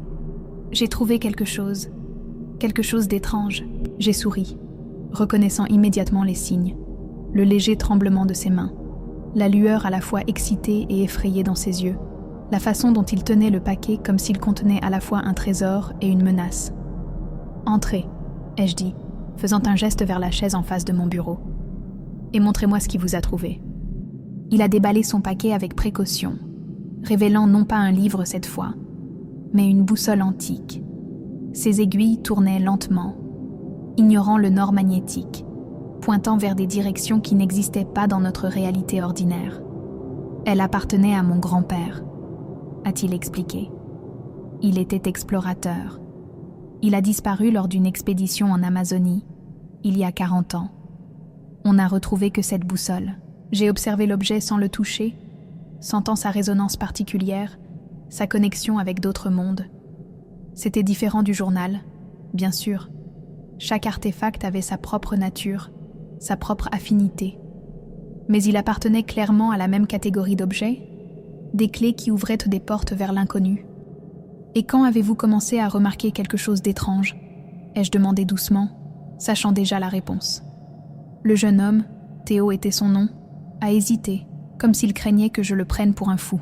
« Les rêves ont commencé il y a 1 mois, a-t-il finalement admis.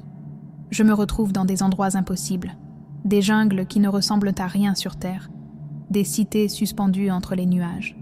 J'ai hoché la tête, puis j'ai sorti mon journal de son tiroir.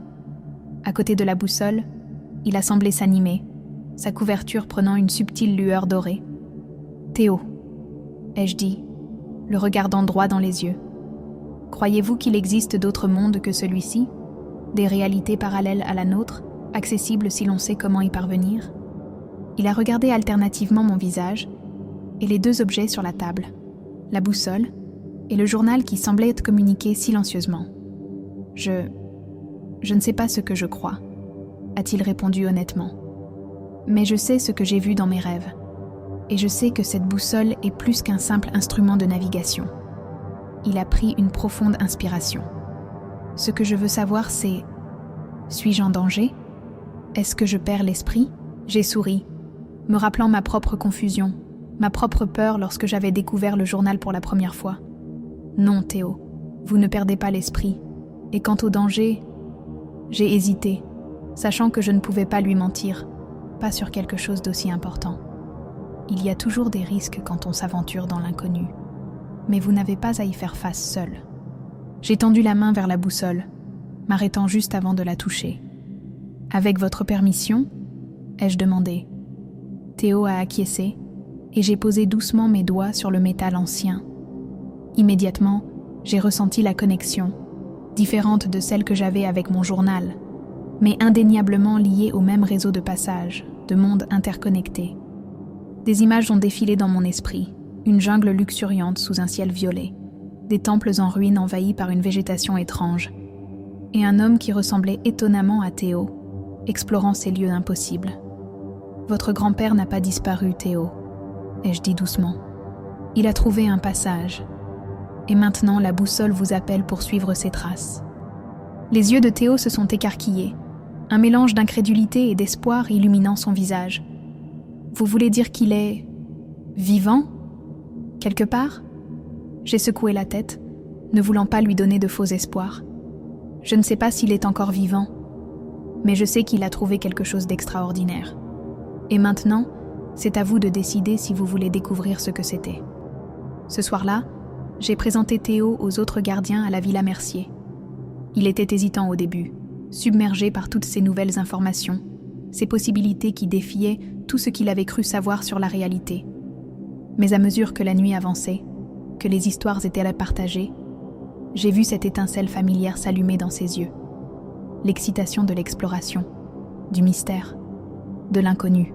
Et ainsi, notre cercle s'est agrandi d'un nouveau membre. Un nouveau gardien, avec sa propre histoire, son propre artefact, sa propre connexion unique au réseau des mondes. Chaque nouvelle addition renforçait notre communauté, élargissait notre compréhension, étendait notre influence à travers les passages entre les réalités. Parfois, dans les moments de calme, je repensais à cette première nuit où j'avais découvert le journal d'Antoine dans le grenier de la Villa Mercier. Comment ce qui semblait être une malédiction, une terreur indescriptible, s'était transformé en quelque chose de si différent, de si extraordinaire. Un don, une responsabilité, une aventure sans fin. Je ne sais pas ce que l'avenir réserve à notre communauté de gardiens. Je ne sais pas quels défis nous attendent encore, quelles entités comme celles des ténèbres nous pourrions rencontrer. Mais je sais une chose avec certitude. Nous ne sommes plus seuls. Nous sommes liés par nos artefacts, nos expériences partagées, et quelque chose de plus profond.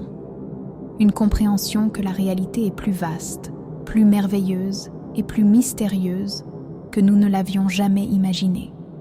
Quant à moi, je continue de partager mon temps entre mon atelier parisien et la Villa Mercier, entre ma vie ordinaire et extraordinaire, entre la restauration de vieux livres abîmés et l'exploration de mondes au-delà de l'imagination.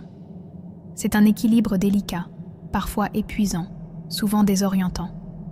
Mais je ne changerai ma position pour rien au monde. Car au cœur de cette double existence, il y a le journal. Mon journal, notre journal.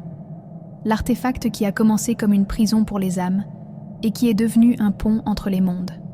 Un partenaire, un guide, un compagnon dans l'exploration de l'inconnu. Sa conscience, autrefois corrompue et affamée, est maintenant apaisée, curieuse, presque bienveillante. Chaque soir, avant de m'endormir, j'ouvre ces pages et je laisse mes doigts courir sur les mots qui y dansent. Je ressens sa présence, sa connexion avec tous les autres artefacts de notre cercle. Et parfois, dans ce moment tranquille entre veille et sommeil, j'entrevois quelque chose de plus vaste encore. Un aperçu fugace de toutes les histoires qui ont jamais été écrites et de toutes celles qui attendent encore d'être découvertes. Si vous trouvez un jour un objet étrange, un livre dont les pages semblent changer lorsque vous ne les regardez pas, une boussole dont l'aiguille pointe vers une direction qui n'existe pas, une montre qui semble parfois s'arrêter ou accélérer sans raison, ne le rejetez pas par peur. N'ignorez pas ces appels subtils, ces invitations à l'exploration. Car vous pourriez être le prochain gardien, la prochaine personne à découvrir que notre réalité n'est qu'une page, dans un livre bien plus vaste. Et si cela arrive, si vous sentez l'appel d'un monde au-delà du vôtre, sachez que vous n'êtes pas seul. Nous sommes là, attendant, guidant, veillant sur les passages entre les mondes. Et peut-être, un jour, nos chemins se croiseront, dans mon atelier parisien, ou dans les couloirs de la Villa Mercier, ou peut-être dans un monde que ni vous ni moi n'avons encore imaginé. Un monde qui attend, patient, d'être découvert, d'être exploré, d'être raconté. Chers auditeurs, nous voici arrivés à la fin de cette histoire. J'ai trouvé un journal dans la vieille villa, mais qui l'écrivait avait disparu en 1930. Une aventure qui nous a emmenés de la découverte d'un simple journal dans le grenier poussiéreux d'une villa provençale jusqu'aux confins de réalité que l'esprit humain peut à peine concevoir. Nous avons suivi Sophie dans sa transformation, de simple restauratrice de livres en gardienne d'un artefact magique. Nous l'avons vue affronter ses peurs, défier une entité ancienne et finalement trouver un équilibre entre son monde ordinaire et les passages extraordinaires que le journal lui a révélés. Cette histoire nous rappelle que parfois, ce qui semble être notre plus grande terreur peut devenir notre plus grande aventure. Que les livres ne sont pas simplement des objets inertes, mais des portails vers d'autres mondes, d'autres possibilités. Que les mots ont un pouvoir que nous ne soupçonnons peut-être pas dans notre quotidien banal. Si cette histoire vous a plu, si elle a éveillé en vous cette étincelle de curiosité, cette soif d'exploration de l'inconnu, je vous invite à partager votre expérience. Laissez un commentaire ci-dessous pour me dire ce que vous avez ressenti, quelle partie vous a le plus marqué, ou si vous avez déjà vécu une rencontre étrange avec un objet qui semblait différent. N'oubliez pas de vous abonner à la chaîne Le Cabinet d'Horreur pour ne manquer aucune de nos histoires. Chaque semaine, nous vous emmenons dans un nouveau voyage aux frontières de la réalité, aux limites de ce que l'esprit humain peut comprendre et accepter. Si vous avez apprécié cette histoire, montrez-le en laissant un j'aime à cette vidéo.